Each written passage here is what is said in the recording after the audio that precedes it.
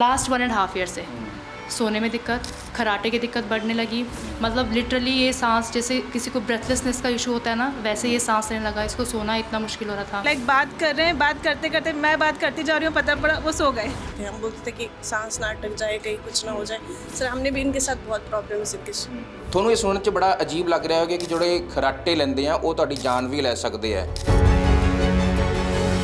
ਇਹ ਵੀਡੀਓ ਤੁਹਾਡੇ ਲਈ ਤੇ ਤੁਹਾਡੇ ਪਰਿਵਾਰ ਦੇ ਮੈਂਬਰਾਂ ਲਈ बहुत ही लाहेवंद साबित होने जा रहा है। देखिए, खराटे लेना कोई गलत बात नहीं है, लेकिन कई लोगों को बहुत ज़्यादा खराटे आते हैं और उनका बीच में वो खराटा रुकता है और फिर दोबारा चल पड़ता है। कितना खतरनाक है? मेरा दिल की धड़कन बढ़ जाएगी, मेरा बीपी फ्लक्चुएट करने लग जाएगा और डेली इस टाइम इंडिया में 3 to 4 डेथ फेस हो रही हैं इस चीज़ की।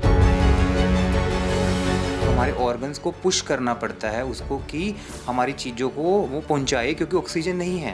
ये तो है, मतलब हर घर ची लगभग होएगा ये। इस टाइम इंडिया में जो डाटा कहता है 1 से 1.5 करोड़ लोगों को इस टाइम ये प्रॉब्लम है। तो उन्होंने रात को 10 बजे के 6 मिनट पे मशीन लगाई, सुबह 6:56 पे उतारी। तो हमें ये स्केल बताता है कि 1 घंटे में कितनी बार पेशेंट का सांस रुक रहा है। तो इस पेशेंट का 1 घंटे में 70 बार सांस रुक रहा है। तो जिस दिन ये लाइन स्ट्रेट हो गई, ओके, तो ये लाइन भी सारी स्ट्रेट हो जाएगी। तो वहाँ हम सोते सोते रह जाते हैं। कि जे किसी ने ਤੁਹਾਡੇ ਕੋਲ ਆ ਕੇ ਟੈਸਟ ਕਰਾਉਣਾ ਹੋਏ तो ਇਹਦੀ ਕਾਸਟਿੰਗ कित्थों शुरू होती है? आज की डेट में हम 2025 में इसको 3000 रुपये में कर रहे हैं, जो कि बस। ओवर इंडिया में भी इसका मिनिमम रेट है। एज फैक्टर भी दसो मैनू कि ये प्रॉब्लम हमेशा कहीं ना कहीं बचपन से शुरू होती है। कोई भी मदर नहीं चाहेगी कि बच्चे का ऑपरेट हो, लेकिन ये रात को सो ही नहीं पाता था। साह नहीं आता था बिल्कुल भी, नक बंद, खांसी आनी लगातार पूरा पूरा दिन। दवाइयाँ कितनी देनियाँ, साइड इफेक्ट हो गए बहुत ज़्यादा। हम ठीक हो गया, साह अच्छी तरह लेंदा। 10 दिन इसको मेडिसिन चलती थी, 10 दिन हॉस्पिटल में एडमिट रहता था, फिर उसके बाद फिर बीमार हो जाता था। ये मोटरसाइकिल चलाने सो जाता थी, गड्डी चलाने सो जाता। गड्डी चलाते मोटरसाइकिल चलाते भी। सर्च करने के बाद यहाँ चंडीगढ़ का पता लगा, डॉक्टर साहब का पता लगा। मेरा वेट काफ़ी ज़्यादा था, 94 kgs हो गया था। अभी इस वक्त मेरा वेट है 83। ਸਾਰਿਆਂ ਨੇ ਬੋਲਣਾ ਕਿ ਘਰਾਟੇ ਲੈਂਦੀ ਆ, ਆਪਣੇ ਆਪ ਨੂੰ ਵੀ ਥੋੜਾ ਬੀਇੰਗ ਲੇਡੀ ਕਈ ਵਾਰੀ ਉਹ ਵੀ ਹੁੰਦਾ ਨਾ ਕਿ ਬੰਦੇ ਨੂੰ ਫੀਲ ਹੁੰਦਾ ਹੈ ਨਾ। ਹਾਂਜੀ ਕਿ ਮੈਂ ਇਹ ਕਿਉਂ ਆਂਦੇ, ਪਤਾ ਨਹੀਂ ਕੀ ਗੱਲ ਆ, ਮੈਨੂੰ ਕਿਉਂ ਇਦਾਂ ਹੁੰਦਾ। ਤੇ ਬਟ ਹੁਣ ਮੈਂ ਬਿਲਕੁਲ ਠੀਕ ਹਾਂ। ਆਪਣੇ ਕੋਲ ਸਾਰੀਆਂ ਪੈਨਲਮੈਂਟਸ ਹੈਗੀਆਂ ਆਲਰੇਡੀ, ਠੀਕ ਹੈ। ਤੇ ਆਪਾਂ ਕਿ ਪੇਸ਼ੈਂਟ ਸਾਨੂੰ WhatsApp ਤੇ ਆਪਣੀ ਡਿਟੇਲਸ ਵਗੈਰਾ ਸ਼ੇਅਰ ਕਰਦੇ, ਕਾਰਡਸ ਵਗੈਰਾ ਜੋ ਵੀ ਹੈ, ਆਪਣਾ ਪੁਰਾਣਾ ਪ੍ਰਿਸਕ੍ਰਿਪਸ਼ਨ ਜੋ ਵੀ ਸਰ ਨਾਲ ਕੰਸਲਟ ਵਗੈਰਾ ਕਰੀਏ। ਆਪਾਂ ਉਹਦੀ ਐਲੀਜੀਬਿਲਟੀ ਚੈੱਕ ਕਰਕੇ ਪਹਿਲਾਂ ਆਪਾਂ ਉਹਦੀ ਇੰਸ਼ੋਰੈਂਸ ਤੋਂ ਆਪਾਂ ਅਪਰੂਵਲ ਲੈਂਦੇ, ਉਸ ਤੋਂ ਬਾਅਦ ਹੀ ਆਪਾਂ ਉਹਨੂੰ ਪੇਸ਼ੈਂਟ ਨੂੰ ਐਡਮਿਟ ਕਰਦੇ ਹਾਂ। ਕਿ ਜਿਵੇਂ ਤੁਸੀਂ ਸਰਜਰੀ ਕਰਦੇ ਹੋ, ਨਹੀਂ, ਆਪਣੇ ਕੋਲ ਦੋਨੋਂ ਸਿਸਟਮ ਅਵੇਲੇਬਲ ਨੇ। ਐਜ਼ ਆ ਮੈਡੀਕਲ ਮੈਨੇਜਮੈਂਟ ਵੀ ਹੈ, ਐਜ਼ ਆ ਸਰਜੀਕਲ ਵੀ ਹੈ। ਜੇ ਤੁਸੀਂ ਹੋ ਜਾਂ ਤੁਹਾਡੇ ਕੋਈ ਜਾਣਕਾਰ ਹੋਣ, ਉਹ ਚਾਹੇ ਕੰਨ ਦੀ ਸਮੱਸਿਆ ਹੋਵੇ, ਨੱਕ ਦੀ ਸਮੱਸਿਆ ਹੋਵੇ ਜਾਂ ਗਲੇ ਦੀ ਸਮੱਸਿਆ ਹੋਵੇ, ਕਦੇ ਨਾ ਕਦੇ ਡਾਕਟਰ ਕੋਲ ਗਏ ਹੋਣਗੇ। ENT ਡਾਕਟਰ ਕਹਿੰਦੇ ਆਪਾਂ ਉਹਨਾਂ ਨੂੰ। ਪਰ ਤੁਸੀਂ ਕਦੇ ਸੁਣਿਆ ਕਿ ਜੋ ਘਰਾੜੇ ਜਾਂ ਆਪਾਂ ਕਹਿ ਦਈਏ ਖਰਾਟੇ, ਜੋ ਤੁਹਾਡੇ ਪਰਿਵਾਰ 'ਚ ਬਹੁਤ ਸਾਰੇ ਲੋਕ ਲੈਂਦੇ ਹੋਣਗੇ ਜਾਂ ਤੁਸੀਂ ਵੀ ਇਸ ਦੇ ਪੀੜਤ ਹੋਵੋਗੇ, ਇਸ ਦਾ ਵੀ ਇਲਾਜ ਹੋ ਸਕਦਾ ਹੈ और इसका इलाज होना बहुत ज़रूरी है, क्योंकि जो स्टडी कहती है उस दे मुताबिक ये खतरनाक बीमारी के रूप में उभर रहा, सिर्फ भारत ही नहीं पूरी दुनिया के विच। हुण ये साडे लई भी बड़ी हैरान करने वाली गल सी कि ये जिहड़े घराड़े या खराटे ने ये कि किसी की जान भी लै सकते हैं, कि इसका कोई ऑपरेशन भी हुंदा है। तो जी हाँ, ये सानू भी नवीं गल पता लगी कि इस तरह की गल हो सकती है। इस करके असीं सैक्टर 34 चंडीगढ़ के हीलिंग हस्पताल पहुँचे हाँ, एक ENT डॉक्टर कोल, डॉक्टर लवकेश मित्तल होरां कोल। क्योंकि जदों सानू पता लग्या कि डॉक्टर साहब अजिहे कई ऑपरेशन कर चुके हैं और कई लोगों का ऑपरेशन अजिहा किया कि लोग मौत की मूह में जा रहे थे, पर उन्होंने बचा लिया गया। थोनों ये सुनने बड़ा अजीब लग रहा है कि जोड़े खराटे लेंदे आ वो तुहाडी जान भी लै सकते हैं और लोगों की जान लै भी रहे हैं। तो इस दे उपर बहुत सारे साडे सवाल ने, बहुत सारे जो जवाब डॉक्टर साहब देणगे और ये वीडियो तुहाडे लई ते तुहाडे परिवार के मैंबरां लई बहुत ही लाहेवंद साबित होने जा रहा है। तो चलो डॉक्टर साहब नाल गलबात करते हैं कि डॉक्टर साहब ने इस दे विच किन्ने ऑपरेशन किए ने, किन्ने लोगों को बचाया है, तो ये कितनी खतरनाक बीमारी। बहुत सारे सवाल साडे ने, तो आओ जवाब लेंदे हैं डॉक्टर साहब तो, डॉक्टर लवकेश मित्तल होरां तो। तो असीं डॉक्टर लवकेश मित्तल होरां दे कोल पहुंचे हाँ। इन्हां तो जदों आ वीडियो शुरू होने तो पहले मैं गल कर रहा सी, तो इन्हां ने अजिहियां गल्लां दस्सियां जो मैं खुद हैरान है कि इस तरह का पत्रकार होने के नाते सानूं लगभग सारी चीज़ों का अंदाज़ा हुंदा है। पर डॉक्टर साहब होरां दी गल सुन के मैं ज़्यादा एक्साइटेड हाँ इन्हां नाल गल करन तो। इन्हां ये तां खैर ਲੋਕਾਂ ਦਾ ਇਲਾਜ ਕਰ ਰਹੇ। ਡਾਕਟਰ ਸਾਹਿਬ ਤੁਹਾਡਾ ਬਹੁਤ-ਬਹੁਤ ਸਵਾਗਤ ਹੈ ਸਾਡੇ ਪੀਟੀਸੀ ਨਿਊਜ਼ ਦੇ ਵਿੱਚ। ਸਤਿ ਸ਼੍ਰੀ ਅਕਾਲ ਜੀ, ਸਤਿ ਸ਼੍ਰੀ ਅਕਾਲ।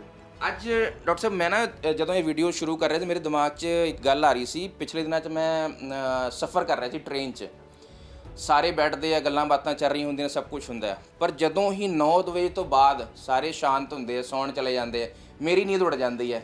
ਤੁਸੀਂ ਸਮਝ ਗਏ ਮੈਂ ਕਹਿਣ ਕੀ ਜਾ ਰਿਹਾ ਕਿ ਪੂਰੇ ਜਿਹੜੇ ਬੋਗੀ ਹੈ ਨਾ, ਪੂਰੇ ਹਰ ਇੱਕ ਕੈਬਿਨ 'ਚੋਂ ਘਰਾੜਿਆਂ ਦੀ ਆਵਾਜ਼ ਆਣੀ ਇਹ ਜਿਹੀ ਆਉਂਦੀ ਹੈ, ਇਰੀਟੇਟ ਹੋ ਕੇ, ਮਤਲਬ ਕਿ ਉਹ ਤਾਂ ਸੌਣ ਨਾ ਸੌਣ ਪਰ ਸਾਡੀ ਨੀਂਦ ਜ਼ਰੂਰ ਖਰਾਬ ਕਰ ਦਿੰਦੇ ਆ।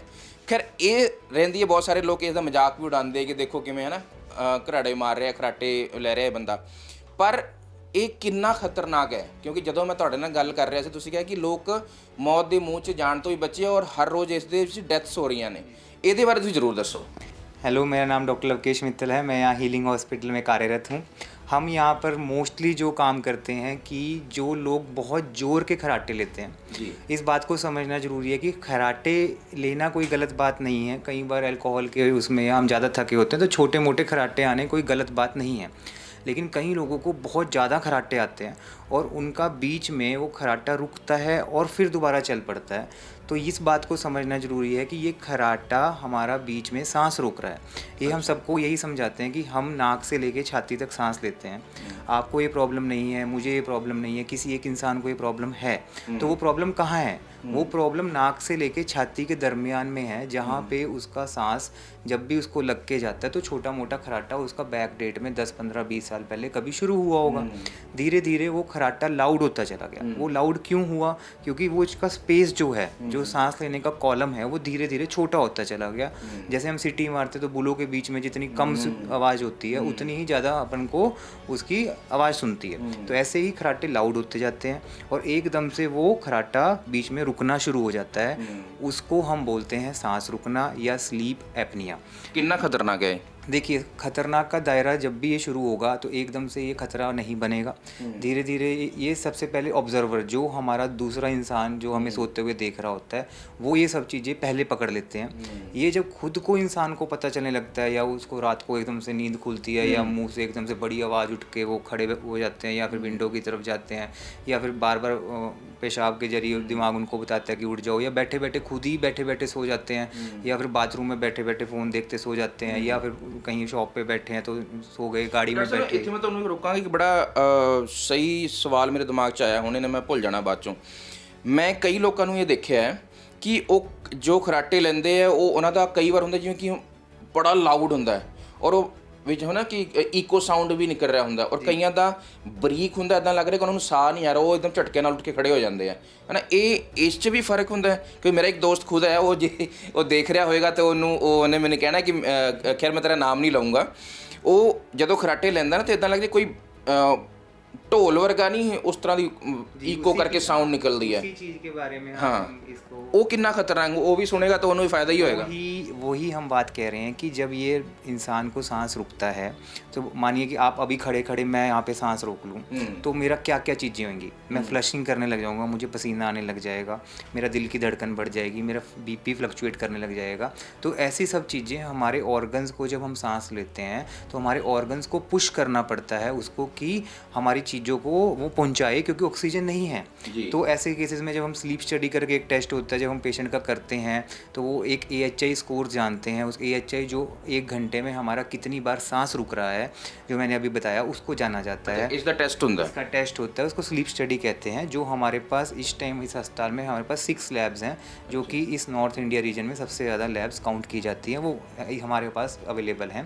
तो ऐसे केसेस में हम इन पेशेंट्स को स्लीप स्टडी प्रोवाइड करते हैं। वो रात को इस मशीन को लगा के सोते हैं, फिर हमें पता चलता है कि 1 घंटे में ਇਹਦੇ ਲਈ ਤੁਹਾਡੇ ਕੋਲ ਰਹਿਣਾ ਪੈਂਦਾ ਮਰੀਜ਼ ਨੂੰ, ਆਪਣੇ ਘਰ ਮਸ਼ੀਨ ਲਿਜਾ ਸਕਦੇ? हम आपको घर पे भी मशीन दे देते हैं, आप लेके जा सकते हैं, और अगर आप यहाँ पे एडमिशन चाहते हैं तो वो भी हम कहते हैं। बट जनरली एज एडवाइज्ड हम पेशेंट को यही बोलते हैं कि आप अपने एनवायरनमेंट में सोइए, क्योंकि आप जहाँ पे रेगुलरली सोते हैं, क्योंकि अगर हम किसी और जगह जाके सोएं, चलो होटल में भी पेशेंट को अच्छी नींद आ जाती है, क्योंकि होटल भी एक हमारे माइंड में एक एम्बियंस जो हर कोई इंसान उसको यूज़ करता है, तो वहाँ पे वो रिलैक्स हो जाते हैं। तो जनरली जो हमने इस बात को सीखा है या जो स्टडीज़ इस बात को कहती हैं कि अगर 100 के 100 मरीज घर पे या होटल में इसको करते हैं तो रिज़ल्ट्स एक्यूरेट आते हैं।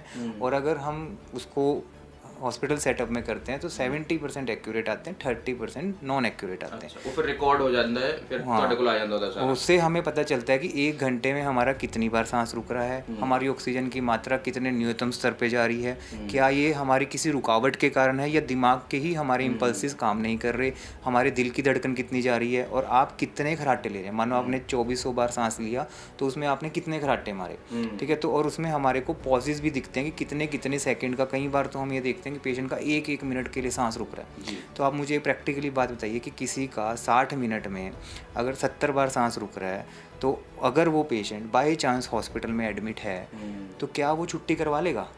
नहीं, क्योंकि हम मोनिटर्ड नहीं है, हम उसको देख नहीं रहे, हम उसको कोई बताने वाला नहीं है। कई बार हमारा ही पेशेंट एडमिट होता है और हमारा ही डॉक्टर डर जाता है कि सर इसका तो इतना ज़्यादा बुरा हाल है, इसको अभी आईसीयू शिफ्ट कर दें। तो मैं उसको बोलता हूँ नहीं, ये पेशेंट की बीमारी है। अब जाके कहीं जाके सारे डॉक्टर्स को जब ट्रेन किया हमने 4-5 साल में, अब जाके हमारे अस्पताल में भी थोड़ा डर का माहौल इस चीज़ के लिए कम हुआ है कि पेशेंट एडमिट होने के बाद जब तक उसकी सर्जरी नहीं होती तो उसको भी देख देख के डरते थे पहले। ਮੰਨ ਲਓ ਕਿ ਕੋਈ ਸ਼ਖਸ ਖਰਾਟੇ ਬਹੁਤ ਜ਼ਿਆਦਾ ਲੈ ਰਿਹਾ, ਉਹਦਾ ਤੁਸੀਂ ਆਕਸੀਜਨ ਲੈਵਲ ਮਿਲਣ ਦੀ ਗੱਲ ਕੀਤੀ, ਤਾਂ ਜੋ ਆਪਾਂ ਉਹ ਲਗਾਉਂਦੇ ਨਾ ਉਂਗਲ ਦੇ ਵਿੱਚ ਕੀ ਕਹਿੰਦੇ ਨੇ ਉਹਨੂੰ, ਮੈਂ ਨਾਮ ਭੁੱਲ ਗਿਆ ਉਹਦਾ, पल्स ऑक्सीमीटर। ਹਾਂ ਆਕਸੀਮੀਟਰ।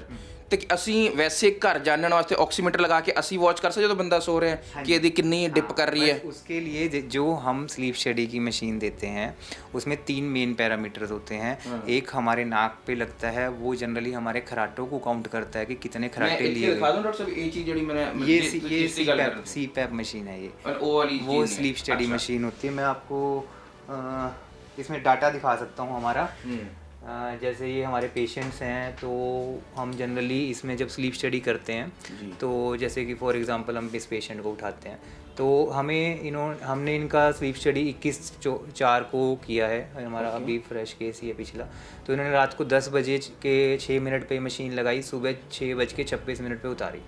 तो हमें ये स्केल बताता है कि 1 घंटे में कितनी बार पेशेंट का सांस रुक रहा है। तो इस पेशेंट का 1 घंटे में 70 बार सांस रुक रहा है। 1 घंटे में 70 बार सांस, यानी 1 मिनट में 1 से ज़्यादा बार। हाँ, तो उसमें हमें फिर दूसरी चीज़ जो मैंने आपको बताई कि किसी रुकावट के कारण है तो उसको ऑब्स्ट्रक्टिव कहते हैं, और कोई सेंट्रल मतलब किसी दिमाग के कारण, तो वो दिमाग के कारण नहीं है, ऑब्स्ट्रक्शन दिख रही है, हमें ऑब्स्ट्रक्शन को अब ढूंढने जाना है। तीसरी चीज़ जो मैंने आपको बताई कि ऑक्सीजन की मात्रा हम देखते हैं कितने न्यूनतम स्तर पे गई, तो इनकी 61 गई। 61 इसमें तो एडमिट होना पड़ता है बंदे को। हाँ, तो ऐसे कि और इनका जो हमारा हार्ट रेट है वो भी 100 से ऊपर अब जाने लग गया है। तो मतलब कितना खतरनाक है। ਤੁਸੀਂ ਤਾਂ मतलब कि 40 सेकंड बंदा बिना साह ले ही सुता हुआ है। हाँ जी, ये देखिए 47 सेकंड, मतलब वो सिर्फ बीच में सांस ले रहा है, सिर्फ सांस रोकने के लिए। अच्छा, तो वही हमें बोलते हैं कि जो आपने मुझे अभी क्वेश्चन पूछा कि बंदा सोते सोते रह गया, तो यहाँ तो सांस रुक गया। अब ये लाइन क्या है, हमारी बॉडी की एफर्ट की है। तो जिस दिन ये लाइन स्ट्रेट हो गई, ओके, तो ये लाइन भी सारी स्ट्रेट हो जाएंगी। तो वहाँ हम सोते सोते रह जाते हैं। और जो आपने मुझे बोला कि अभी मैं रात को ऑक्सीजन लगा के अगर करूँ तो उसके लिए आपको 24 घंटे 1-1 मिनट बाद पेन लेके बैठना पड़ेगा वहाँ। और उसको फिर इस ग्राफ में प्लॉट करना। और जो इतनी सस्ता टेस्ट है जो आज की डेट में जो मतलब 3000 रुपये में हम यहाँ पे कर देते हैं पेशेंट को, तो इतना ड्रामेटिकल में जाके ऐसा ग्राफ प्लॉट करना। डॉक्टर साहब ਜਿਹੜਾ ਤੁਸੀਂ ਕਿਹਾ ਨਾ ਕਿ ਜਿਹੜਾ ਟੈਸਟ ਵਾਲਾ ਰੇਟ ਵਾਲੀ ਗੱਲ ਹੈ, ਕਿਉਂਕਿ ਜਿਹੜਾ ਆਮ ਬੰਦਾ ਹੈ, ਮੇਰੇ ਪਰਿਵਾਰ 'ਚ ਵੀ ਬਹੁਤ, ਮੇਰੇ ਫਾਦਰ ਖੁਦ ਬਹੁਤ ਸਨੋਰਿੰਗ ਕਰਦੇ ਆ, ਮੈਂ ਉਹਨਾਂ ਨੂੰ ਕਈ ਵਾਰੀ ਸੌ ਰਿਹਾ ਤੇ ਜਾ ਕੇ ਥੋੜਾ ਟੱਚ ਕਰ ਦੇਈਦਾ ਕਿ ਉਹ ਥੋੜਾ ਫਿਰ ਉੱਠ ਜਾਂਦੇ ਹਨ। ਹੁਣ ਇਹ ਬਿਲਕੁਲ ਤੁਸੀਂ ਬਿਲਕੁਲ ਸਹੀ ਗੱਲ ਹੈ। ਮੈਨੂੰ ਹੁਣ ਗ੍ਰਾਫ ਦੇ ਜ਼ਰੀਏ ਇੱਕ ਸਵਾਲ ਵੀ ਆ ਗਿਆ ਕਿ ਜੇ ਕਿਸੇ ਨੇ ਤੁਹਾਡੇ ਕੋਲ ਆ ਕੇ ਟੈਸਟ ਕਰਵਾਉਣਾ ਹੋਏ तो इसकी कॉस्टिंग कितों शुरू होती है? आज की डेट में हम 2025 में इसको 3000 रुपये में कर रहे हैं, जो कि ओवर इंडिया में भी इसका मिनिमम रेट है। इसमें आपको हम डिवाइस देते हैं, आपको अपने एम्बियंस में जाके सोने के लिए इजाज़त भी देते हैं। आप होटल में रुकिए नियर बाय जाके, या अगर आप हमारे विसिनिटी में हैं 100-150 किलोमीटर में, तो अपने घर जाइए, उसको नेक्स्ट डे लेके आइए। ठीक है। और डेटा सारा रिकॉर्ड होता है। डेटा फिर हम आपको इसी तरीके से, जैसे मैंने आपको समझाया, इस तरीके से समझाते हैं, ग्राफ्स को दिखाते हैं। तो इसी ये सेल्फ ही पेशेंट समझ जाता है कि यार ये मेरे साथ प्रॉब्लम हो रही है। ਜਦੋਂ ਤੁਸੀਂ ਕਿਸੇ ਦਾ ਟੈਸਟ ਕਰਦੇ ਹੋ ਜੋ ਡਿਵਾਈਸ ਦੇ ਕੇ, ਔਰ ਉਸ ਦਾ ਇਲਾਜ ਕੀ ਹੋਵੇ ਤਾਂ ਤੁਸੀਂ ਐਜ਼ ਅ ਡਾਕਟਰ ਤੈਅ ਕਰੋਗੇ ਹੀ ਕਰੋਗੇ। ਉਸ ਦੇ ਨਾਲ ਕੋਈ ਹੋਰ ਵੀ ਕੋਈ टेस्ट करवाते हो, फुल बॉडी का भी कोई टेस्ट करवाते हो? नहीं, उसके बाद देखिए अब हमें इस बात का समझ में आ गया कि पेशेंट को प्रॉब्लम है जी। और हमने ये भी देख लिया कि किसी ऑब्स्ट्रक्शन के कारण है, दिमाग के कारण नहीं है जी। अगर वो दिमाग का केस रहता है तो ऐसे केसेस में उसको न्यूरोलॉजी डिपार्टमेंट में भेज दिया जाता है। अब वो ऑब्स्ट्रक्शन के कारण है तो ऑब्स्ट्रक्शन कहाँ है? नाक की हड्डी, नाक के मांस, एडिनॉइड, तालू, टॉन्सिल, जी मोटी होना और या एपिग्लोटिस का फॉल करना, ये 7 मेन रुकावट्स रहती हैं। तो उसकी फिर हम एंडोस्कोपी करके देखते हैं कि भाई कौन सी ऐसी प्रॉब्लम है जिसके कारण आपको प्रॉब्लम हो रही है। अब आपको इसको अगर 8 लोगों को सबको 7 प्रॉब्लम नहीं होंगी, किसी को 3 होंगी, किसी को 4 होंगी, किसी की कुछ होगी, किसी की कुछ होगी, तो उसको वो चीज़ दिखाई जाती है। इस बात को मैं सारे अपने लिसनर्स को ज़रूर बोलूँगा कि we are just helping hands of the disease. ये बीमारी आप पाल रहे हैं, ये ऐसा नहीं होगा कि हमारे कैबिन में आएंगे और मैं उस बीमारी को आपसे खींच लूँगा और अपनी पॉकेट में रख लूँगा, ऐसा नहीं है। ये हमारे सांस के साथ जुड़ी है, पहले इस बात को समझना, फिर कितना मैं उसमें करैक्शन आपको दे सकता हूँ। ਡਾਕਟਰ ਸਾਹਿਬ ਤੁਸੀਂ ਬੜੀ ਇੰਪੋਰਟੈਂਟ ਗੱਲ ਕਹੀ ਹੈ ਕਿ ਜਦੋਂ ਵੀ ਤੁਸੀਂ ਕਿਸੇ ਵੀ ਡਾਕਟਰ ਲਵਕੇਸ਼ ਹੋਰਾਂ ਕੋਲ ਹੀ ਨਹੀਂ, ਕਿਸੇ ਵੀ ENT ਡਾਕਟਰ ਕੋਲ ਤੁਸੀਂ ਜਾ ਰਹੇ ਹੋ ਤੇ ਜਿਹੜੇ ਖਰਾਟੇ ਆ ਉਸ ਨੂੰ ਹਲਕੇ 'ਚ ਨਾ ਲਓ ਜਾਂ ਉਸ ਨੂੰ ਡਿਸਕਸ ਹੀ ਨਾ ਕਰੋ। ਕਈ ਲੋਕ ਇਸ ਤਰ੍ਹਾਂ ਹੁੰਦੇ ਕਿ ਨਹੀਂ ਇਹ ਤਾਂ ਕੋਈ ਗੱਲ ਨਹੀਂ, ਇਹ ਤਾਂ ਕੋਈ ਸ਼ਾਇਦ ਬਿਮਾਰੀ ਹੁੰਦੀ ਨਹੀਂ, ਹੋ ਹੀ ਨਹੀਂ ਸਕਦੀ ਤੇ ਡਿਸਕਸ ਵੀ ਨਹੀਂ ਕਰਦੇ। ਇਹ ਜੇ ਹੈ ਬਹੁਤ ਜ਼ਿਆਦਾ ਗਿਣਤੀ ਦਿੱਕਤ ਹੈਗੀ ਤਾਂ ਡਾਕਟਰ ਨਾਲ ਡਿਸਕਸ ਜ਼ਰੂਰ ਕਰਨਾ ਚਾਹੀਦਾ, ਪਹਿਲਾ ਸਟੈਪ ਹੈ ਇਸ ਤੋਂ ਬਚਣ ਲਈ।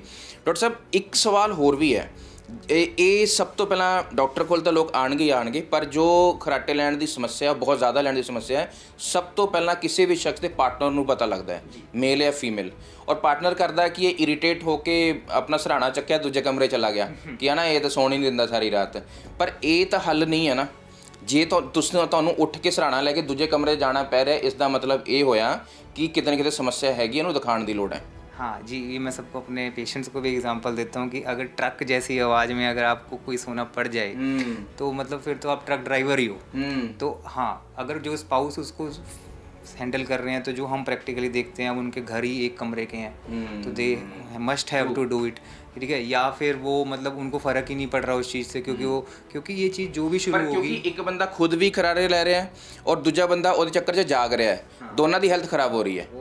ये देखिए इस बात को समझना बहुत ज़्यादा ज़रूरी है कि ये चीज़ बैक डेट से ही शुरू होती है। हमें मरीज आके बोलते हैं जी 3 महीने पहले कुछ नहीं था, तो मैं उनको एक सिंपल सी एग्जांपल देता हूँ कि एक तालाब में अगर पानी ओवरफिल हो गया है तो उस तालाब में पहले थोड़ा बहुत पानी था, वो भर गया, उसको ऐसा नहीं हो कि तालाब ही आज ही बन गया।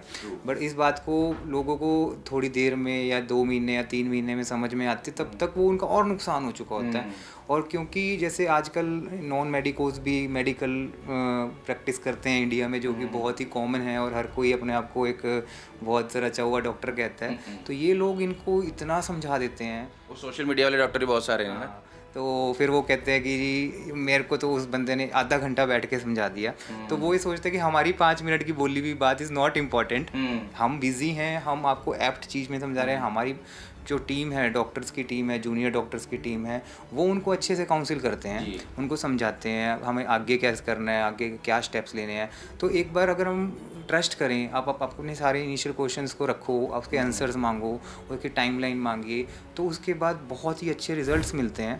ਬਹੁਤ ਸਾਰੀਆਂ ਮੈਂ ਇੱਥੇ ਗ੍ਰਾਫਸ ਬਣਿਆ ਦੇਖ ਰਿਹਾ, ਤੁਸੀਂ ਇਹਦੇ ਬਾਰੇ ਥੋੜਾ ਸਮਝਾਓ ਸਾਨੂੰ कि ਇਹਦੇ ਬਾਰੇ मैं थोड़ा जानना ये चाहूँगा। हमारा नाक का रास्ता रहता है, वही जो मैं आपको बता रहा था कि जो 7 चीज़ें हमारी, एक तो नाक की हड्डी किसी की इस साइड को टेढ़ी रहेगी, किसी की इस साइड को टेढ़ी रहेगी, या उसको कोई साइनस होगा, या कोई हमारे टिश्यू इन्फ्लेम हो जाएंगे, या फिर जब हम पीछे जाएंगे हमारा तालू, या यहाँ पे एडिनोइड टिश्यू, यहाँ पे तालू गिरना, यहाँ पे टॉन्सिल होना, यहाँ पे एपिग्लोटिस का फॉल करना, तो इसी कारण हमारी सांस छाती तक खुल के नहीं जा पाएगा। और इसी कारण हमें कहीं ना कहीं खराटे आएंगे। हम मानो आपको खराटे नहीं आते, तो मतलब कि एयरवे बिल्कुल खुला है, भगवान ने हमें सांस देने के लिए क्या दिया? नाक दिया। मुंह क्यों दिया? मुंह खाना खाने के लिए, हमारी टंग हिले, बोल पाए हम, ठीक है, और हमारे या बाय चांस कोई नाक में ट्रबल आ जाए तो एसेसरी पाथवे। तो जो ये लोग खराटे मारते हैं रात को, ये दिन में तो नाक से सांस ले पाते हैं, दिन में भी कई लोग नहीं ले पाते, 70% ले पाते हैं, 30% नहीं ले पाते, बट 100% लोग ये रात को मुंह खोल देते हैं। तो जब मुंह खुलता है, तो जब मुंह खुलेगा तो ये जीभ कहाँ गिरेगी? पीछे गिरेगी, और वो हमारे ऑक्सीजन को कम करना शुरू कर देगी। तो कई पेशेंट हमें बोलते हैं जी मेरे को जी सिर्फ नाक की हड्डी का ऑपरेशन बोल दिया, उससे बोला कि ठीक हो जाएंगे, या करवा के भी आते हैं। तो मैं उन्हें बताता हूँ कि मैं 7 में से अगर किसी एक चीज़ के कारण प्रॉब्लम होती तो बॉडी के पास बाईपास मैकेनिज्म था, अगर उसकी नाक की हड्डी इस साइड थी तो इस साइड का बाईपास खुल जाता उसका, तो वो बाईपास नहीं हो रहा क्योंकि एग्जिट डोर में भी कोई ਬੇਸਿਕਲੀ प्रॉब्लम ਮੈਂ ਜਿੰਨਾ ਇੱਕ ਲੇਮਨ ਦੇ ਤੌਰ ਤੇ ਸਮਝਣ ਦੀ ਕੋਸ਼ਿਸ਼ ਕਰਾਂ ਕਿ ਇਹ ਇੱਕ ਫੇਸ ਹੈ, ਇੱਕ ਹਿਊਮਨ ਹੈ, ਤੁਸੀਂ ਇਸ ਨੂੰ ਹਰ ਐਂਗਲ ਤੋਂ ਸਟੱਡੀ ਕਰਦੇ ਹੋ ਕਿ ਕਿੱਥੇ ਆਬਸਟ੍ਰਕਸ਼ਨ ਹੈ, ਇੱਧਰ ਹੈ ਜਾਂ ਇਸ ਸਮੇਂ ਕੋਈ ਸਮੱਸਿਆ ਹੈਗੀ ਹੈ ਜਾਂ ਮੂੰਹ ਦੇ ਵਿੱਚ ਕੋਈ ਟੌਂਸਲ ਹੈ, ਇਹ ਸਾਰਾ ਤੁਸੀਂ ਪ੍ਰੋਪਰ ਚੈੱਕ ਕਰਦੇ ਹੋ, ਉਸ ਤੋਂ ਬਾਅਦ ਹੀ ਕੋਈ ਡਿਸੀਜਨ ਤੇ हम ਪਹੁੰਚਦੇ ਹੋ। चेक करते भी हैं और पेशेंट को भी दिखाते हैं। इसी ਪਰ ਸਭ ਤੋਂ ਪਹਿਲਾਂ ਬੇਸ ਹੈਗਾ ਉਹਦਾ ਟੈਸਟ ਕਰਨਾ, ਜਿਹੜਾ ਤੁਸੀਂ ਕਿਹਾ ਵੀ ਉਹ ਆਪਾਂ ਨੂੰ ਲਗਾਉਂਦੇ ਆ ਬੰਦੇ ਨੂੰ। इन्वेस्टिगेट हर चीज़ को इन्वेस्टिगेट, जैसे अब मुझे दिल्ली जाना है तो मैं उसका क्या टेस्ट कर रहा हूँ आज, मैं GPS लगा रहा हूँ जी, मैंने उसकी टेस्टिंग पे डाल दिया कि भाई रास्ते में कोई ट्रैफिक तो नहीं है, कोई जाम तो नहीं लगा हुआ, कितने घंटे दिखा रहा है। बिल्कुल। तो जब आप अपने एक सफ़र की टेस्टिंग कर रहे हो और मुझे आपके बॉडी के साथ सफ़र करना है पूरा, तो मुझे पूरा डिटेल डाटा चाहिए कि मुझे एंड रिजल्ट्स कितने दिनों में मिलेगा और हम क्या एक्सपेक्ट कर रहे हैं, या क्या मैं आपकी मदद कर भी सकता हूँ कि नहीं कर सकता हूँ। कई बार अब मेरे पास लिटरली एक पेशेंट आया जो 2 या ढाई महीने पहले की बात है, ही इज़ 165 kgs। वो पेशेंट OPD में ही नहीं आ पा रहा क्योंकि वो गाड़ी से नहीं निकल पा रहा, वो ऑक्सीजन लगा के बैठा हुआ है और ऐसे डोज कर रहा है वो। तो अब इस स्टेज पे कोई उसकी कैसे मदद करेगा, आप खुद बताइए। तो वो बात को समझना ज़रूरी है कि ठीक है आपने अपने दिमाग को बोल दिया कि यार ये सब तो ऐसे ही बोलते रहते हैं, ऐसा कुछ नहीं होता जी। लेकिन जब ये क़यामत आती है तो उस टाइम फिर आप डॉक्टर से एक्सपेक्ट मत कीजिए कि वो आपको, हाँ वो कोई जादू, जब आपने सारा टाइम उसको एक छोटे तवज्जो पे रखा तो उस टाइम बोलते तुसी रब हो, ऐसे नहीं होता। रब कोई नहीं है, हम भी रब नहीं है, मैं पैदा हुआ था मैं इस चीज़ का रब नहीं था और ना ही मैं इस चीज़ को मानता हूँ। हाँ, तो वही है कि नॉलेज है, नॉलेज को सही तरीके से, सही हैंड्स में, सही टूल के साथ और सही जगह पे और सही तरीके से किया जाए तो ही सही रिजल्ट्स होते हैं। बट ये 5 चीज़ें बोलने के लिए, आंखों में आंखें डाल के बोलने के लिए आपको काम करके ही बोला जा सकता है, ऐसे नहीं होगा। ਡਾਕਟਰ ਸਾਹਿਬ ਇਹ ਸਾਰਾ ਜੋ ਅਸੀਂ ਇਹ ਗੱਲ ਕਰ ਰਹੇ ਹਾਂ, ਜੋ ਮੈਂ ਖਰਾਟਿਆਂ ਦੀ ਗੱਲ ਕਰਦਾ, ਬੜੀ ਦੇਸੀ ਲੈਂਗੁਏਜ ਲੋਕਾਂ ਨੂੰ ਸਮਝ ਵੀ ਆਣੀ ਚਾਹੀਦੀ ਹੈ। ਇਸ ਨੂੰ ਸਲੀਪ ਐਪਨੀਆ ਕਹਿੰਦੇ ਹੋ, ਮਤਲਬ ਤੁਸੀਂ ਐਜ਼ ਅ ਐਂਬਰ obstructive sleep apnoea. Sleep apnoea मतलब कि किसी रुकावट के कारण आपको खराटे आते हैं, उस रुकावट में हमारा एयर फ्लो रुक गया और हम रुक गए और फिर सांस लिया, तो ये एक करेक्टरिस्टिक मूवमेंट हम अपने घर पे ढूंढ सकते हैं कि खराटा लिया, वो रुक गया, फिर हमने खींच के लिया, तो जो वो रुक गया तो वो हमारा सांस रुक गया ब्रदर। पर ये तो है मतलब हर घर च ही लगभग होएगा ये। आपके फादर को है तो आप ये हर घर में मान रहे हो। इस टाइम इंडिया में जो डाटा कहता है 1 से 1.5 करोड़ लोगों को इस टाइम ये प्रॉब्लम है। इंडिया 1 to 2% ऑफ पीपल को ये है और डेली इस टाइम इंडिया में 3 to 4 डेथ फेस हो रही हैं इस चीज़ की, जो डेथ्स भी हो रही हैं इस करके।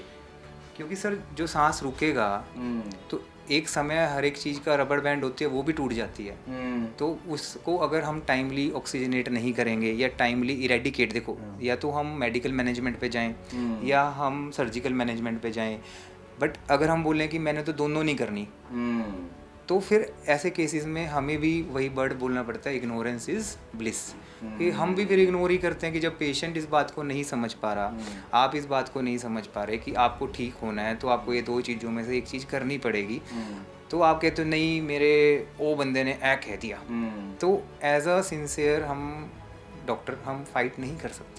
ये ब्रांच ऐसी नहीं है कि मैं आपके जिद पकड़ के बैठ जाऊँ या मैं आपको, हम सिर्फ ओपिनियन दे सकते हैं, आप ओपिनियन को क्रॉस वेरीफाई कर सकते हैं, आप अपने ओपिनियन को अच्छे डॉक्टर से मिलके, दूसरे डॉक्टर से, अपने फैमिली डॉक्टर से मिलके क्रॉस वेरीफाई कर सकते हैं, बट ये नहीं कर सकते कि डॉक्टर साहब ये दोनों चीज़ें तो आप करनी नहीं, अब तीसरी चीज़ माननी पड़ेगी ना। वैसे ਜਦੋਂ ਆਪਣੀ ਇਹ ਗੱਲਬਾਤ ਹੋ ਰਹੀ ਹੈ ਤੇ ਬਹੁਤ ਸਾਰੇ ਲੋਕ ਜੋ ਯੰਗ ਲੋਕ ਇਹ ਵੀਡੀਓ ਦੇਖ ਰਹੇ ਆ ਉਹਨਾਂ ਕੀ ਸਾਡੇ ਕੰਮ ਦੀ ਗੱਲ ਨਹੀਂ ਹੈ, एक एज फैक्टर भी दसो मैनू कि एज का किवें हुंदा है। वेरी गुड क्वेश्चन कि देखो ये प्रॉब्लम हमेशा कहीं ना कहीं बचपन से शुरू होती है। अच्छा, ये बच्चों से ही शुरू होती है, उनको कोई एडिनॉइड टॉन्सिल छोटे मोटे खराटे उस टाइम होते हैं, बट उसको क्या है उस टाइम आप तो ये बात, इसको पीडियाट्रिक स्लीप एपनिया कहते हैं कि बच्चों में ये सांस रुकता है। अभी हमारे पास एक पेशेंट है जो ऑपरेट किया हुआ है ऊपर 304 रूम में, आप उससे मिलिए, उसके मदर फादर से बात कीजिए, कल ही की थी मैंने उनकी सर्जरी, तो उसको बच्चे को रात को सांस रुकता है, तो पता कैसे चलेगा? बच्चे देख रहे हैं, मदर फादर देख रहे हैं, अच्छा, उनको दिखता है कि वहाँ सांस रुक गया, वही खराटे लेते लेते रुक जाते हैं, फिर चल पड़ते हैं। ठीक है, तो ये यहाँ पे इसको सीरियसली नहीं लेते। पर ये बच्चों वाले तो मैंने पहली बार कि बच्चों को भी ये दिक्कत हो सकती है। बच्चों का तो आपको लाइव अभी आप हमारे आईपीडी में जाके देखिए, उनसे बात कीजिए। अच्छा। हाँ, तो उनसे आपको बहुत ज़्यादा, क्योंकि मदर फादर जिस तरीके से एक्सप्लेन करते हैं उस तरीके से कोई भी नहीं कर सकता। बिल्कुल। ठीक है, और घर का बहुत बड़ा मतलब दायित्व होता है नेक्स्ट जनरेशन को आगे लेके जाना। तो इन सब चीज़ों में आजकल इतनी ज़्यादा अवेयरनेस हो गई है, कई बार ये चीज़ें जो हम गलत चीज़ें बात कर रहे थे ये बच्चों में भी हो जाती हैं। अच्छा। तो वो रात को सोते सोते दौरा पड़ जाता है, ऐसी वर्ड्स सुनने को मिलते हैं कि दौरा पड़ गया। तो किस चीज़ का दौरा पड़ गया? तो वो सांस का ही दौरा पड़ता है। वो खराटों को उस टाइम भी नॉर्मल लेते हैं। ਅੱਛਾ, ਇਹ ਬੱਚਿਆਂ ਦੀ ਗੱਲ ਕੀਤੀ ਸੀ, ਇਹ ਤੇ ਬੜੀ ਤੁਸੀਂ ਇੰਟਰਸਟਿੰਗ ਗੱਲ ਦੱਸੀ ਕਿ ਬੱਚਿਆਂ ਨੂੰ ਵੀ ਮੋਨੀਟਰ ਕਰਨ ਦੀ ਲੋੜ ਹੈਗੀ ਹੈ। ਆਪਾਂ ਚ ਕਹਿੰਦੇ ਕਿ ਬੱਚਿਆਂ ਨੂੰ ਤਾਂ ਕੋਈ ਦਿੱਕਤ ਨਹੀਂ ਹੋਈ, ਬੱਚਾ ਹੀ ਹੈ। ये बचपन से ही शुरू होती है, ये बचपन से ही शुरू होती है और ये बचपन से ही शुरू होती है। ਜਿਵੇਂ ਤੁਹਾਡੀ ਗੱਲ ਹੋਈ ਹੈ ਨਾ ਕਿ ਪ੍ਰੋਬਲਮ ਤਾਂ ਸੀ, ਉਹ ਵਿਗੜ ਕਦੋਂ ਗਈ ਉਦੋਂ ਤੁਸੀਂ ਡਾਕਟਰ ਕੋਲ ਆਉਂਦੇ ਹੋ। ਤੁਸੀਂ ਇਹ ਨਾ ਕਹੋ ਕਿ ਹੁਣੀ ਹੋ ਗਿਆ ਸਾਰਾ ਕੁਝ, ਇਹ ਤਾਂ ਤੁਸੀਂ ਬੇਸ ਰੱਖਦੇ ਗਏ ਹੋ। जी हाँ, देखो कोई वही बात है कि अब बचपन में ही इसको रेडिकेट कर दिया तो होमवर्क इज डन।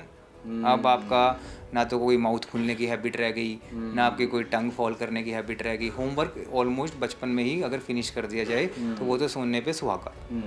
लेकिन अब जो मिड एज है that is the best age कि हम उसके कोई अनटूवर्ड्स इरिवर्सिबल लॉसेस को ना झेलें। मानो कि जो एज ग्रुप हम बोलते हैं 30 से 40 के बीच का एज ग्रुप, उनको इस बीमारी के कारण बीपी नहीं हुआ होता, शुगर नहीं हुई होती, या हमारे लिपिड प्रोफाइल ख़राब नहीं हुए होते, तो या हमारे जो दूसरे हमारे ब्रेन के फंक्शनिंग या न्यूरोलॉजिकल डेफिसिट नहीं आए होते ऑक्सीजन की कमी के कारण। तो मैं उनको बोलता हूँ कि this is the golden time कि आप इसको करवा लो। कई पेशेंट हमारे पास 50s में आते हैं, तो मैं उनको फिर बोलता हूँ देखो सर आपकी प्रेजेंटेशन लेट है, तो जितना मैं एक्सपेक्ट कर रहा हूँ कि 70% 80%, देखो उनके लिए 70-80% इज़ 100% ओनली जी। बट कल वो मुझे ना बोलने की सर अपन को तो स्टील वर्गा चाहिए था 20 साल बाद। इस बात को समझना जरूरी है कि आप 50-60 साल की उम्र में लोहा नहीं बन सकते, लेकिन 30-40 वाले के पास गोल्डन अपॉर्चुनिटी है कि इस चीज़ को यहीं मिट्टी पा के दफना दिया जाए और आगे की 30-40-50 साल जो रब ने लिखी है सुख शांति से काटी जाए। बट उसमें भी अच्छी डाइट रखना, अच्छी हेल्थ रखना, मेंटेन करना, क्योंकि देखो आप प्रोन हो, अब मुझे बीपी हो जाता है, चलो भगवान करे ना हो कभी, और मैं उसको डाइट से या इन चीज़ों से एक्सरसाइज से कंट्रोल कर लेता हूँ। तो क्या मेरी रबड़ खुल गई कि 3 साल बाद मैं अब जो मर्जी करूँ? बिल्कुल नहीं, मैं प्रोन हूँ उस चीज़ से।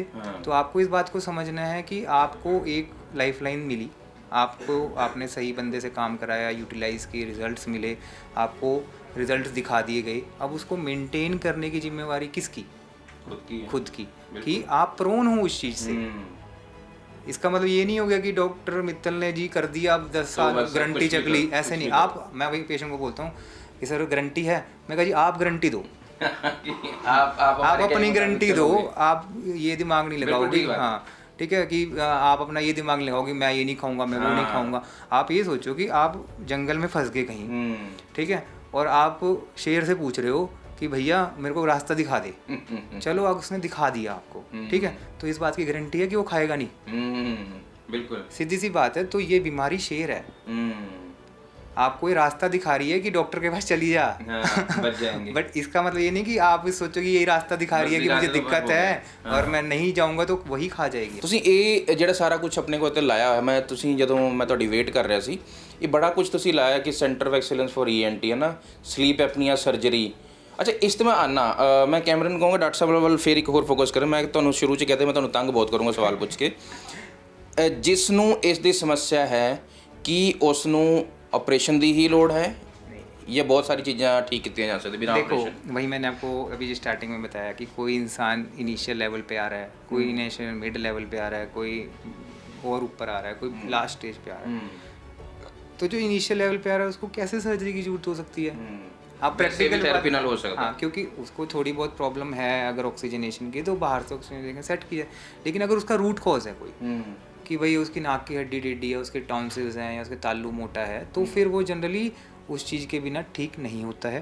बट हाँ, अगर पेशेंट बोलता है कि नहीं मेरे को तो सर्जरी नहीं करानी, तो उसको हम CPAP करके डिवाइस होते हैं जो आप वो फोटो पहले दिखाना चाह रहे थे। अच्छा, तो उससे हाँ हाँ जी हाँ जी। तो मैं कह रहा था डॉक्टर साहब ਤੁਸੀਂ ਥੋੜਾ ਇੱਧਰ ਵੀ ਆ ਜਾਓ ਪਲੀਜ਼, ਕਿ ਜਿਸ ਨੂੰ ਜ਼ਰੂਰੀ ਨਹੀਂ ਹੈ ਕਿ ਉਹਦਾ ਆਪਰੇਸ਼ਨ ਹੋਏਗਾ, ਉਹਨੂੰ ਜ਼ਰੂਰੀ ਨਹੀਂ ਹੈ ਕਿ ਹਰ ਵਾਰ ਆਪਰੇਸ਼ਨ ਹੋਗਾ। ਕਈ ਲੋਕ ਕਿ ਜਦੋਂ ਵੀਡੀਓ ਦੇਖਣ ਨੂੰ ਲੱਗੂਗਾ ਕਿ ਯਾਰ ਡਾਕਟਰ ਸਾਹਿਬ ਤਾਂ ਕਹਿ ਰਹੇ ਨੇ ਕਿ ਆਪਰੇਸ਼ਨ ਹੀ ਹੁੰਦਾ, ਪਰ ਨਹੀਂ, ਜੇ ਤੁਹਾਨੂੰ ਇਹ ਸਮੱਸਿਆ ਹੈ ਤਾਂ ਆਪਰੇਸ਼ਨ ਤੋਂ ਇਲਾਵਾ ਵੀ ਇਸ ਦੇ ਇਲਾਜ ਹੈਗੇ ਆ ਔਰ ਨਾਰਮਲ ਇਲਾਜ ਹੈਗੇ ਆ। ਇਹ ਡਾਕਟਰ ਸਾਹਿਬ ਮੈਨੂੰ ਦੱਸਣਾ कि ये मशीन किवें लगी हुई है? मैं आपको समझा रहा था कि हमारे रास्ते में कोई रुकावट है जी, जिसके कारण हमारा सांस खुल के छाती तक नहीं पहुंच पा रहा। तो ऐसे केसेस में हम यहाँ पे इसको मास्क को लगा देते हैं और ये फोर्सफुली हवा फेंकती है। अच्छा, तो क्या करेगी, वो अपना छाती तक हवा पहुंचा देगी। मतलब गड्डी हमारी चंडीगढ़ से दिल्ली पहुंच गई। अगर लेकिन हम चाहते हैं कि वही गाड़ी सही रहे और कोई उसको धक्का ना मार के क्रेन में ना ले जाके खुद जाए, तो उसके लिए हमें वहाँ से उस प्रॉब्लम को हटाना पड़ेगा। तो जैसे कि as a doctor what we feel in OPD कि कई लोगों को सुई से भी डर लगता है जी, ठीक है जी।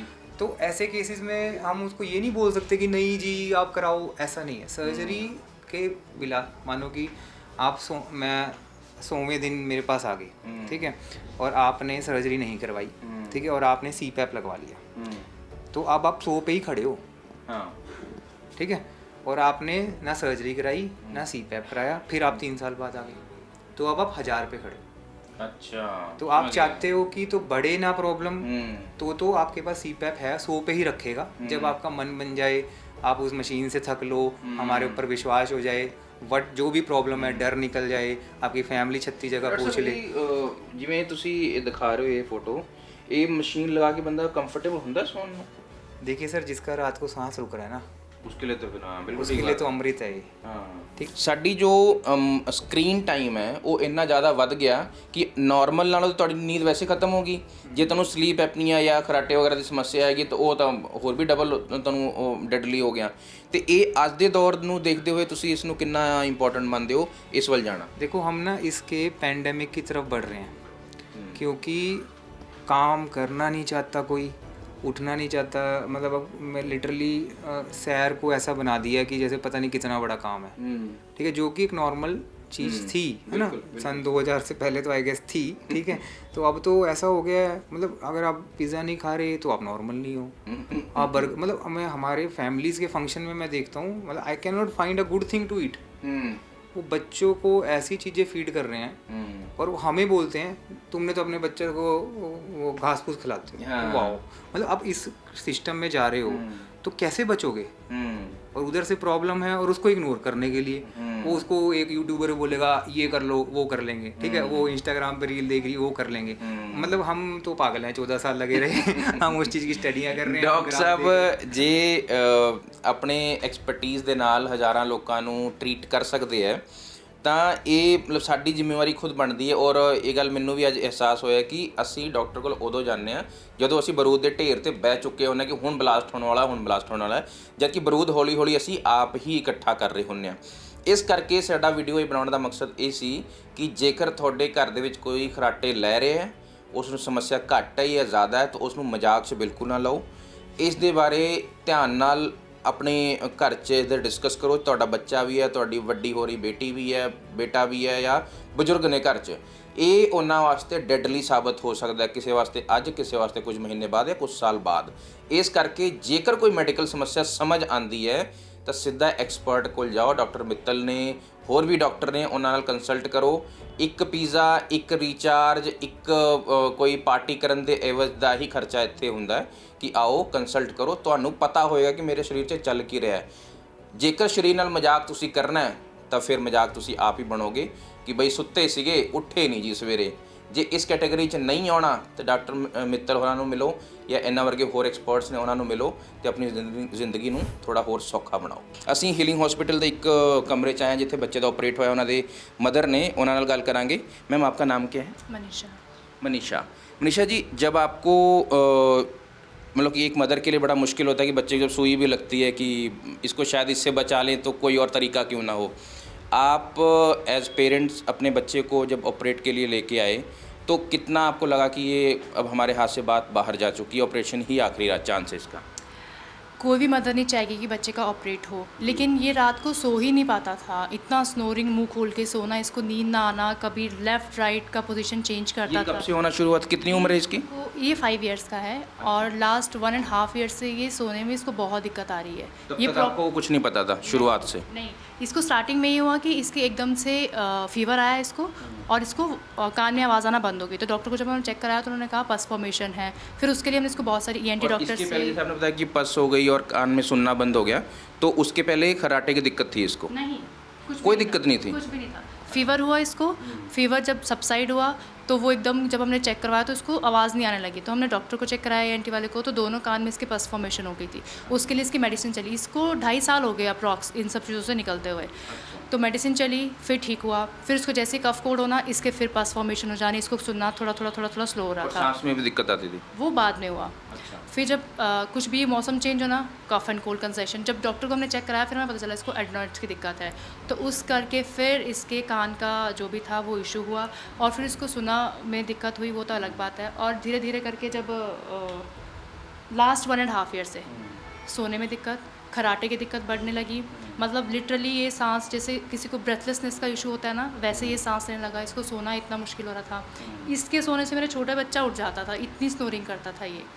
तो बहुत सारे डॉक्टर्स। अनयूजुअल तो एकदम से लगा होगा कि आपने भी अपनी फैमिली में कहीं देखा होगा कि बड़ी उम्र के लोग स्नोरिंग करते हैं, लोगों को लगता है बड़ी नॉर्मल सी बात है। अगर बच्चा कर रहा है तो हमें लगता है बहुत थका हुआ होगा। नहीं देख सकते हम इसको, क्योंकि ये जिस तरीके से होता है हम भी नहीं सो पाते कि इसको इतना बेचैन हो रहा है वो सोते हुए, इतना रेस्टलेस फील कर रहा है।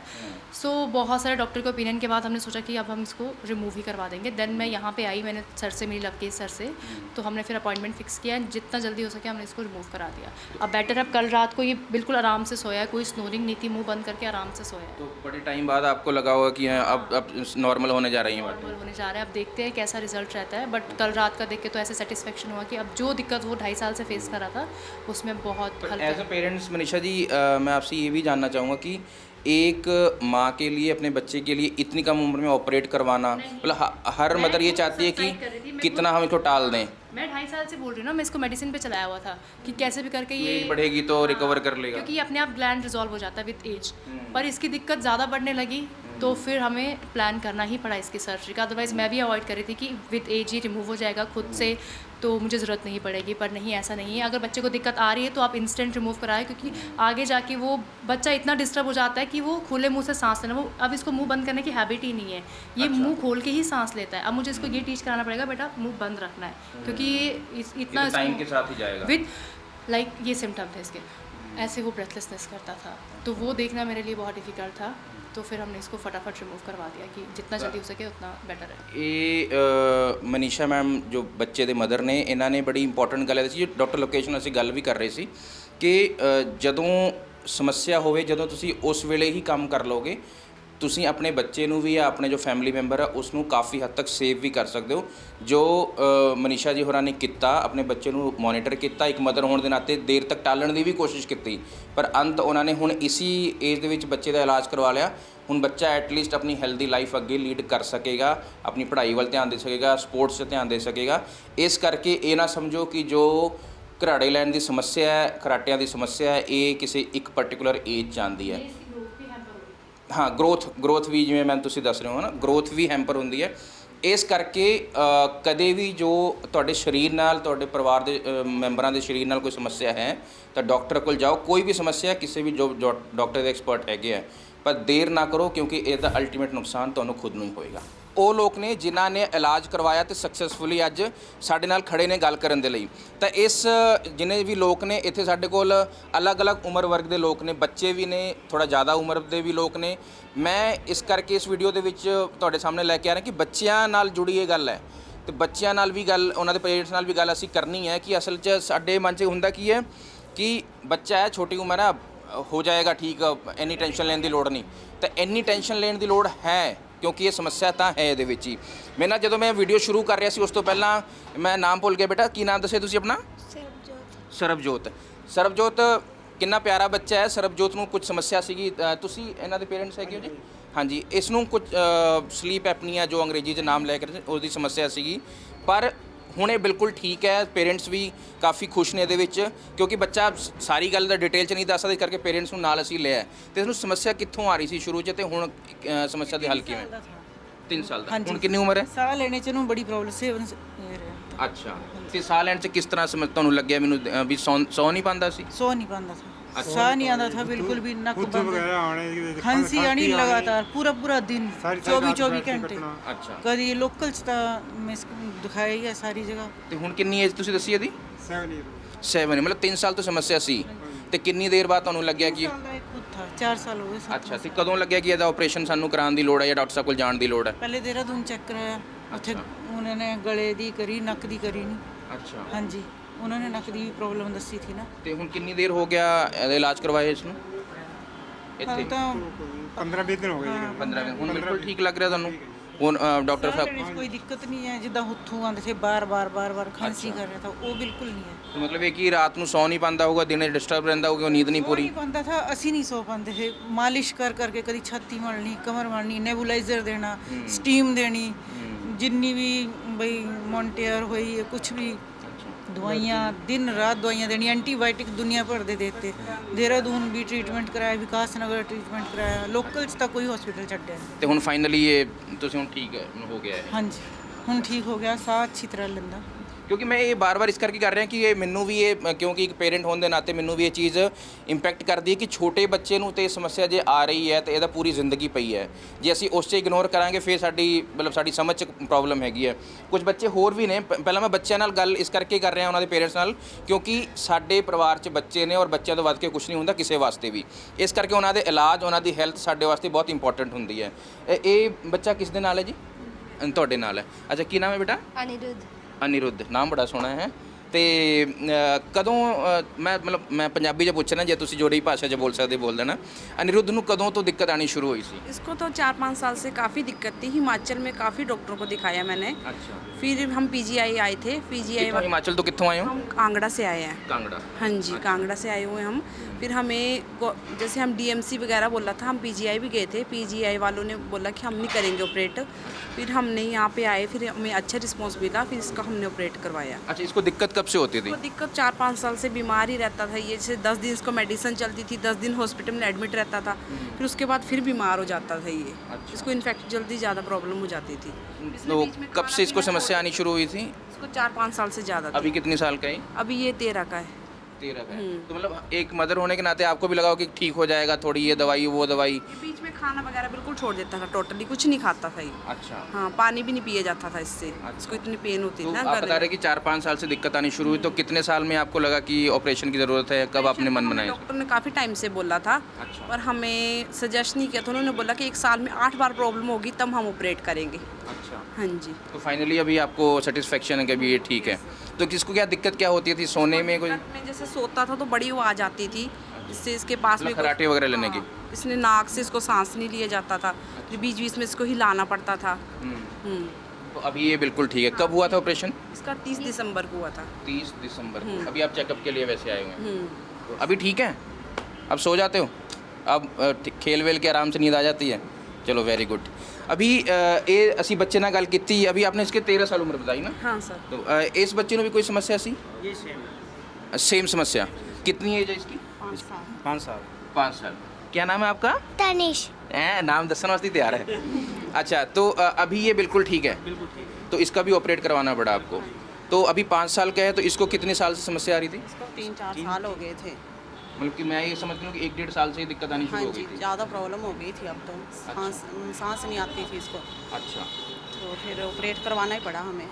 तो ये वैसे ही खराटे लेना या उठ के बैठ जाना दिक्कत होना ना? Same position.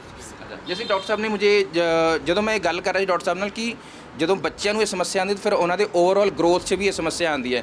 जैसे कि अभी 5 साल का है, 5 साल का बच्चा थोड़ा सा और भी शरीर के रूप से बड़ा दिखता है, वो मुझे लगता है इसका भी इम्पैक्ट पड़ा होगा कि खाना पीना सही से नहीं खाना, ये सारी चीज़ें भी आती थी इसको? खाने में कोई खाने में दिक्कत नहीं करता थी, था, लेकिन सोने में और सोने में दिक्कत दिक्कत थी इसको। अच्छा, अभी कब करवाया था ऑपरेट? इसका 25 मार्च को। 25 मार्च अप्रैल, हम लोग 1 महीने से ज़्यादा हो गया। हाँ जी। अच्छा, तो अब ये बिल्कुल ठीक है सारी, है? अब खाना वाना खाना, घूमना फिरना, सोना, अब वो कोई आपको समस्या नहीं होती सोने में इसको? अब तो ठीक है, अब तो बिल्कुल फाइनल हो गया। ਤਾਂ ਅਸੀਂ ਤੁਹਾਨੂੰ ਦਿਖਾਇਆ 12-13 ਸਾਲ ਦਾ ਵੀ ਬੱਚਾ ਦਿਖਾਇਆ, 6-7 ਸਾਲ ਦਾ ਵੀ ਦਿਖਾਇਆ, 5 ਸਾਲ ਦੇ ਬੱਚੇ ਨੂੰ ਵੀ ਇਹ ਸਮੱਸਿਆ ਇਹ ਹੋਈ। ਹੋਰ ਵੀ ਏਜ ਗਰੁੱਪ ਵਾਲਿਆਂ ਕੋਲ ਚੱਲਦੇ ਹਾਂ। ਹੁਣ ਤਾਂ ਬੱਚਿਆਂ ਦੀ ਅਸੀਂ ਤੁਹਾਨੂੰ ਗੱਲ ਦੱਸੀ। ਜਦੋਂ ਇਹ ਵੀਡੀਓ ਮੈਂ ਸ਼ੁਰੂ ਕਰ ਰਿਹਾ ਸੀ ਤਾਂ ਇੱਕ ਅੰਕਲ ਜੀ ਮੇਰੇ ਕੋਲ ਖੜੇ ਸੀ ਤੇ ਆਪਣੀ ਫੋਟੋ ਦਿਖਾ ਰਹੇ ਸੀ ਆਪਣੇ ਫੋਨ 'ਚ। ਇਹਨਾਂ ਦਾ ਜੋ weight ਤੁਸੀਂ ਹੁਣ ਦੇਖ ਰਹੇ ਹੋ, ਇਸ ਤੋਂ ਪਹਿਲਾਂ ਕਿੰਨਾ weight ਸੀ ਤੁਹਾਡਾ ਤੇ ਹੁਣ ਕਿੰਨਾ ਰਹਿ ਗਿਆ? 130 ਤੋਂ 102 ਰਹਿ ਗਿਆ ਜੀ। 130 ਤੋਂ 102। ਆ ਮੇਰੀ ਪਹਿਲੀ ਫੋਟੋ ਹੈ ਜੀ। ਇਹਨਾਂ ਦੀ ਪਹਿਲਾਂ ਇੰਨੇ ਜ਼ਿਆਦਾ ਸੀ ਕਿ ਫੋਨ 'ਚ ਵੀ ਨਹੀਂ ਆ ਰਹੇ। ਅੱਛਾ, ਤੇ ਮਤਲਬ ਤੁਸੀਂ ਡਾਕਟਰ ਕੋਲ ਕਿਉਂ ਆਏ ਇਸ ਕਰਕੇ? ਮੈਂ ਡੀਐਮਸੀ ਦਾਖਲ ਰਿਹਾ ਪਿਛਲੇ ਸਾਲ ਇਸੇ ਦਿਨਾਂ 'ਚ ਹੀ, ਫਰਵਰੀ 'ਚ। ਉਹ ਮੈਨੂੰ ਸਮੱਸਿਆ ਆ ਰਹੀ ਸੀ ਤੁਹਾਨੂੰ? ਮੈਨੂੰ ਨੀਂਦ ਨਹੀਂ ਆਉਂਦੀ ਸੀ, ਘਰਾੜੇ ਵੱਜਦੇ ਸੀ, ਮੋਟਰਸਾਈਕਲ ਚਲਾਉਂਦਿਆਂ ਸੋ ਜਾਂਦਾ ਸੀ, ਗੱਡੀ ਚਲਾਉਂਦਿਆਂ ਸੋ ਜਾਂਦਾ। ਗੱਡੀ ਚਲਾਉਂਦੇ ਮੋਟਰਸਾਈਕਲ ਚਲਾਉਂਦੇ ਵੀ? ਹਾਂਜੀ, ਜਿੱਦਾਂ ਤੁਸੀਂ ਮੈਨੂੰ ਕਹੋ ਵੀ ਇੱਥੇ 10 ਕਦਮ ਚਲੇ ਜਾਓ, ਸਾਹ ਚੜ ਜਾਂਦਾ ਸੀ, ਮੇਰੇ ਕੋਲ ਤੁਰਿਆ ਨਹੀਂ ਜਾਂਦਾ ਸੀ। ਤੇ ਸਮੱਸਿਆ ਕਦੋਂ ਤੋਂ ਆ ਰਹੀ ਸੀ ਤੁਹਾਨੂੰ? 4-5 ਸਾਲ ਤੋਂ। ਅੱਛਾ। ਪਹਿਲਾਂ ਮੈਂ ਡੀਐਮਸੀ ਦਾਖਲ ਰਿਹਾ, ਉਹਨਾਂ ਨੇ ਸੀ ਪੈਪ ਲਾਈ ਮੈਨੂੰ। ਅੱਛਾ। ਮਹੀਨਾ 2 ਮਹੀਨੇ ਇੱਦਾਂ ਰਿਹਾ, ਫਿਰ ਮੈਨੂੰ ਉਹਨਾਂ ਨੇ ਕਿਹਾ ਵੀ ਠੀਕ ਹੈ ਦਵਾਈ ਤੇ ਚੱਲੇ। ਫਿਰ ਮੈਨੂੰ ਦੁਬਾਰਾ ਫਿਰ ਇਹੀ ਦਿੱਕਤ ਆਉਣ ਲੱਗ ਪਈ। ਫਿਰ ਮੈਂ ਸਰ ਦਾ ਵੀਡੀਓ ਦੇਖਿਆ, ਫਿਰ ਮੈਂ ਇੱਥੇ ਆਇਆ ਸੀ 18 ਤਰੀਕ ਨੂੰ। ਮੈਨੂੰ 18 ਨੂੰ ਰਾਤ ਨੂੰ ਸਾਹ ਰੁਕ ਗਿਆ ਸੀ। ਅੱਛਾ। ਤੇ ਨੀਂਦ ਨਹੀਂ ਆ ਰਹੀ ਸੀ। ਮੈਂ 19 ਨੂੰ ਇੱਥੇ ਆਇਆ ਤੇ ਇਹਨਾਂ ਨੇ ਮੇਰਾ ਚੈੱਕਅਪ ਕੀਤਾ ਸਾਰਾ। ਫਿਰ ਇੱਕ ਮਸ਼ੀਨ ਦਿੱਤੀ ਚੈੱਕ ਕਰਨ ਲਈ, ਉਹ 'ਚ ਮੇਰਾ 25% ਹਾਰਟ ਨੂੰ ਜਿਹੜਾ ਸੀਗਾ ਪੰਪਿੰਗ ਜਾ ਰਹੀ ਸੀ ਤੇ ਨੀਂਦ ਨਹੀਂ ਆਉਂਦੀ ਸੀ, ਘਰਾੜੇ ਪੂਰੇ ਵੱਜਦੇ ਸੀ, ਜਿੰਨੇ ਹੁੰਦੇ ਉਹ ਤੋਂ ਡਬਲ ਸੀ। ਤੇ 20 ਨੂੰ ਇਹਨਾਂ ਨੇ ਮੇਰਾ ਆਪਰੇਟ ਕੀਤਾ। ਉਸ ਤੋਂ ਬਾਅਦ ਮੈਨੂੰ ਕੋਈ ਦਿੱਕਤ ਨਹੀਂ। ਮੇਰਾ ਹੁਣ 102 ਕਿਲੋ ਵਜ਼ਨ ਹੈ 130 ਤੋਂ। ਤੁਸੀਂ weight ਆਪਣਾ ਫਿਰ ਡਾਊਨ ਕੀਤਾ ਉਸ ਹਿਸਾਬ ਨਾਲ? ਐਕਸਰਸਾਈਜ਼ ਸਰ ਨੇ ਡਾਊਨ ਕਰਾਇਆ ਜੀ, ਮੈਂ ਨਹੀਂ ਕੀਤਾ। ਸਰ ਨੇ ਡਾਈਟ ਮੇਰੀ ਫਿੱਟ ਕੀਤੀ, ਉਹਨਾਂ ਮੇਰਾ ਵਜ਼ਨ ਲੂਜ਼ ਹੋਇਆ। ਹੁਣ ਮੈਨੂੰ ਕੋਈ ਦਿੱਕਤ ਨਹੀਂ। ਮੈਂ ਹੁਣ ਦਿੱਲੀ ਵੀ ਜਾ ਕੇ ਆਇਆ, ਹਿਮਾਚਲ ਵੀ ਜਾ ਕੇ ਆਇਆ। ਡਰਾਈਵ ਪ੍ਰੋਪਰ ਕਰ ਲੈਂਦੇ? ਹਾਂ, ਕੋਈ ਦਿੱਕਤ ਨਹੀਂ ਹੈ। ਮੈਂ ਤੁਹਾਨੂੰ ਤਾਂ ਕੋਈ ਸਮੱਸਿਆ ਨਹੀਂ ਹੈ ਨਾ ਇਸ ਜੋ ਸਰ ਨੂੰ ਸੀ? ਬਟ ਵੈਸੇ ਸਮੱਸਿਆ ਸੀਗੀ ਇਹਨਾਂ ਦੇ ਕਰਕੇ ਤੁਹਾਨੂੰ ਵੀ ਨੀਂਦ ਨਾ ਪੂਰਾ ਹੋਣਾ ਔਰ ਡਿਸਟਰਬ ਕਰਨਾ। ਹਾਂ, ਧਿਆਨ ਤਾਂ ਰੱਖਣਾ ਪੈਂਦਾ ਸੀ ਨਾ ਰਾਤ ਨੂੰ, ਬਈ ਗਿਰ ਗੁਰ ਨਾ ਜਾਣ ਸੋ ਕੇ। ਮਤਲਬ ਰਾਤ ਨੂੰ ਤੁਸੀਂ ਆਪ ਨਹੀਂ ਸੋਣਾ ਔਰ ਘਰਾੜਿਆਂ ਕਰਕੇ ਇਹਨਾਂ ਨੂੰ ਬਿਠਾ ਦੇਣਾ ਹੈ ਨਾ? ਆਦੇ ਕਮਰੇ ਵਾਲੇ ਨੂੰ ਨਹੀਂ ਸੌਣ ਦਿੰਦਾ ਸੀ। ਹਾਂ, ਤੇ ਹੁਣ ਘੱਟੇ ਇਹ ਚੀਜ਼ ਠੀਕ ਹੋ ਗਈ? 90% ਫਰਕ ਹੈ ਪੂਰਾ, ਯਾਨੀ ਕਿ 90% ਫਰਕ ਹੈ ਹੁਣ। ਅੱਛਾ। ਕਿੰਨੇ ਦਿਨ ਚ ਡਿਸਚਾਰਜ ਹੋ ਗਏ ਸੀ ਤੁਸੀਂ ਆਪਰੇਸ਼ਨ ਤੋਂ ਬਾਅਦ? ਮੈਂ 21 ਨੂੰ ਦਾਖਲ ਹੋਇਆ ਸੀ, 26 ਨੂੰ ਮੈਨੂੰ ਛੁੱਟੀ ਮਿਲ ਗਈ ਸੀ। ਸਰ ਤੁਸੀਂ ਵੀ ਕੁਝ ਕਰਾਇਆ ਸੀ ਆਪਣਾ ਇਲਾਜ ਤੇ ਤੁਹਾਨੂੰ ਕੀ ਸਮੱਸਿਆ ਆ ਰਹੀ ਸੀ? ਮੈਨੂੰ ਐਕਚੁਅਲੀ 1.5 ਸਾਲ ਤੋਂ ਆ ਰਹੀ ਸੀ ਪ੍ਰੋਬਲਮ। ਅੱਛਾ। ਮੇਰੀ ਪੋਸਟਿੰਗ ਹੋਈ ਸ਼ਿਮਲਾ। ਅੱਛਾ। ਪਹਿਲਾਂ ਮੈਂ ਉੱਥੇ ਹਾਈ ਐਲਟੀਟਿਊਡ ਹੈ ਵੀ ਉਹਦੇ ਕਰਕੇ ਮੇਰਾ ਸਾਹ ਰੁਕਦਾ ਰਾਤ ਨੂੰ। 2 ਵਜੇ ਉੱਠਦਾ ਸੀ ਮੈਂ, ਮੈਨੂੰ ਬੜੀ ਹੁੰਦੀ ਸੀ ਉਸ ਤੋਂ ਬ੍ਰੈਥਲੈਸਨੈਸ। ਪਹਿਲਾਂ ਕੋਈ ਸਮੱਸਿਆ ਨਹੀਂ ਸੀ ਪੋਸਟਿੰਗ ਤੋਂ ਪਹਿਲਾਂ? ਨਹੀਂ ਸੀ, ਉਸ ਤੋਂ ਪਹਿਲਾਂ ਵੀ 6 ਮਹੀਨੇ ਲੇਕਿਨ ਉਸ ਤੋਂ ਜ਼ਿਆਦਾ ਹੋ ਗਈ। ਅੱਛਾ। ਫਿਰ ਮੈਂ ਇੱਕ ਦਿਨ ਕਾਰ ਚਲਾ ਸੀ, ਚਾਰ ਸੌ ਗਿਆ, ਉਹ ਐਕਸੀਡੈਂਟ ਹੋ ਗਿਆ। ਕਾਰ ਚਲਾਉਂਦੇ ਡਰਾਈਵ ਕਰ ਰਿਹਾ ਸੀ, ਨੀਂਦ ਆ ਗਈ ਮੈਨੂੰ। ਉਦੋਂ ਮੈਨੂੰ ਬਾਅਦ 'ਚੋਂ ਪਤਾ ਲੱਗਾ ਜਦੋਂ ਹਸਪੀਟਲ ਮੈਨੂੰ ਹੋਸ਼ ਆਇਆ। ਤੇ ਕਿਉਂਕਿ ਇਹ ਸਰ ਦੀ ਜਿਹੜੀ ਗੱਲ ਬੜੀ ਜ਼ਰੂਰੀ ਇਸ ਕਰਕੇ ਵੀ ਸੁਣਨਾ ਔਰ ਇਹਨਾਂ ਦੀ ਵੀ ਗੱਲ ਇਸ ਕਰਕੇ ਸੁਣਨਾ ਜ਼ਰੂਰੀ ਸੀ ਕਿਉਂਕਿ ਜਦੋਂ ਵੀ ਗੱਡੀ ਚਲਾਉਂਦੇ ਹੋਏ ਨੂੰ ਤੁਹਾਨੂੰ ਇਹ ਸਮੱਸਿਆ ਹੈ ਔਰ ਇਹ ਆਪਣੀ ਫੈਮਿਲੀ ਵੀ ਤੁਸੀਂ ਨਾਲ ਲੈ ਕੇ ਤੁਰ ਰਹੇ ਹੋ ਔਰ ਖੁਦ ਵੀ ਜਾ ਰਹੇ ਹੋ ਤਾਂ ਇਹ ਸਿਰਫ ਤੁਹਾਡੀ ਸੁਰੱਖਿਆ ਨਹੀਂ ਹੈ, ਤੁਹਾਡੀ ਫੈਮਿਲੀ ਦੇ ਨਾਲ ਵੀ ਜੁੜੀ ਹੋਈ ਹੈ। ਇਸ ਕਰਕੇ ਜੇ ਤੁਹਾਨੂੰ ਲੱਗਦਾ ਹੈ ਕਿ ਤੁਹਾਨੂੰ ਘਰਾੜਿਆਂ ਦੀ ਸਮੱਸਿਆ ਹੈਗੀ ਹੈ, ਬੈਠੇ ਕੁਰਸੀ ਤੇ ਵੀ ਤੁਹਾਨੂੰ ਇਹ ਸਮੱਸਿਆ ਆਉਣ ਲੱਗ ਜਾਂਦੀ ਹੈ, ਤਾਂ ਜੇ ਤੁਸੀਂ ਗੱਡੀ ਚਲਾਉਂਦੇ ਹੋ, ਡਰਾਈਵ ਰੋਜ਼ਾਨਾ ਕਰਦੇ ਹੋ ਤਾਂ ਇਸ ਮਾਮਲੇ 'ਚ ਵੀ ਤੁਹਾਨੂੰ ਡਾਕਟਰ ਨੂੰ ਮਿਲਣਾ ਚਾਹੀਦਾ ਹੈ।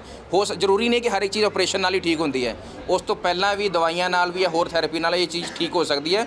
ਇਸ ਵੀਡੀਓ ਦਾ ਮਕਸਦ ਇਹ ਨਹੀਂ ਕਿ ਸਾਰਿਆਂ ਨੇ ਆਪਰੇਸ਼ਨ ਹੀ ਕਰਾਉਣਾ, ਪਰ ਸਾਡੇ ਕੋਲ ਉਹ ਲੋਕ ਖੜੇ ਨੇ ਜਿਨ੍ਹਾਂ ਦਾ ਕੇਸ ਜ਼ਿਆਦਾ ਵਿਗੜ ਗਿਆ ਸੀ, ਜਿਹਨੂੰ ਆਪਰੇਸ਼ਨ ਤੱਕ ਜਾਣਾ ਪਿਆ ਸੀ ਤੇ ਉਹਨਾਂ ਦੇ ਵਿੱਚ ਸਰ ਵੀ ਆਉਂਦੇ ਨੇ।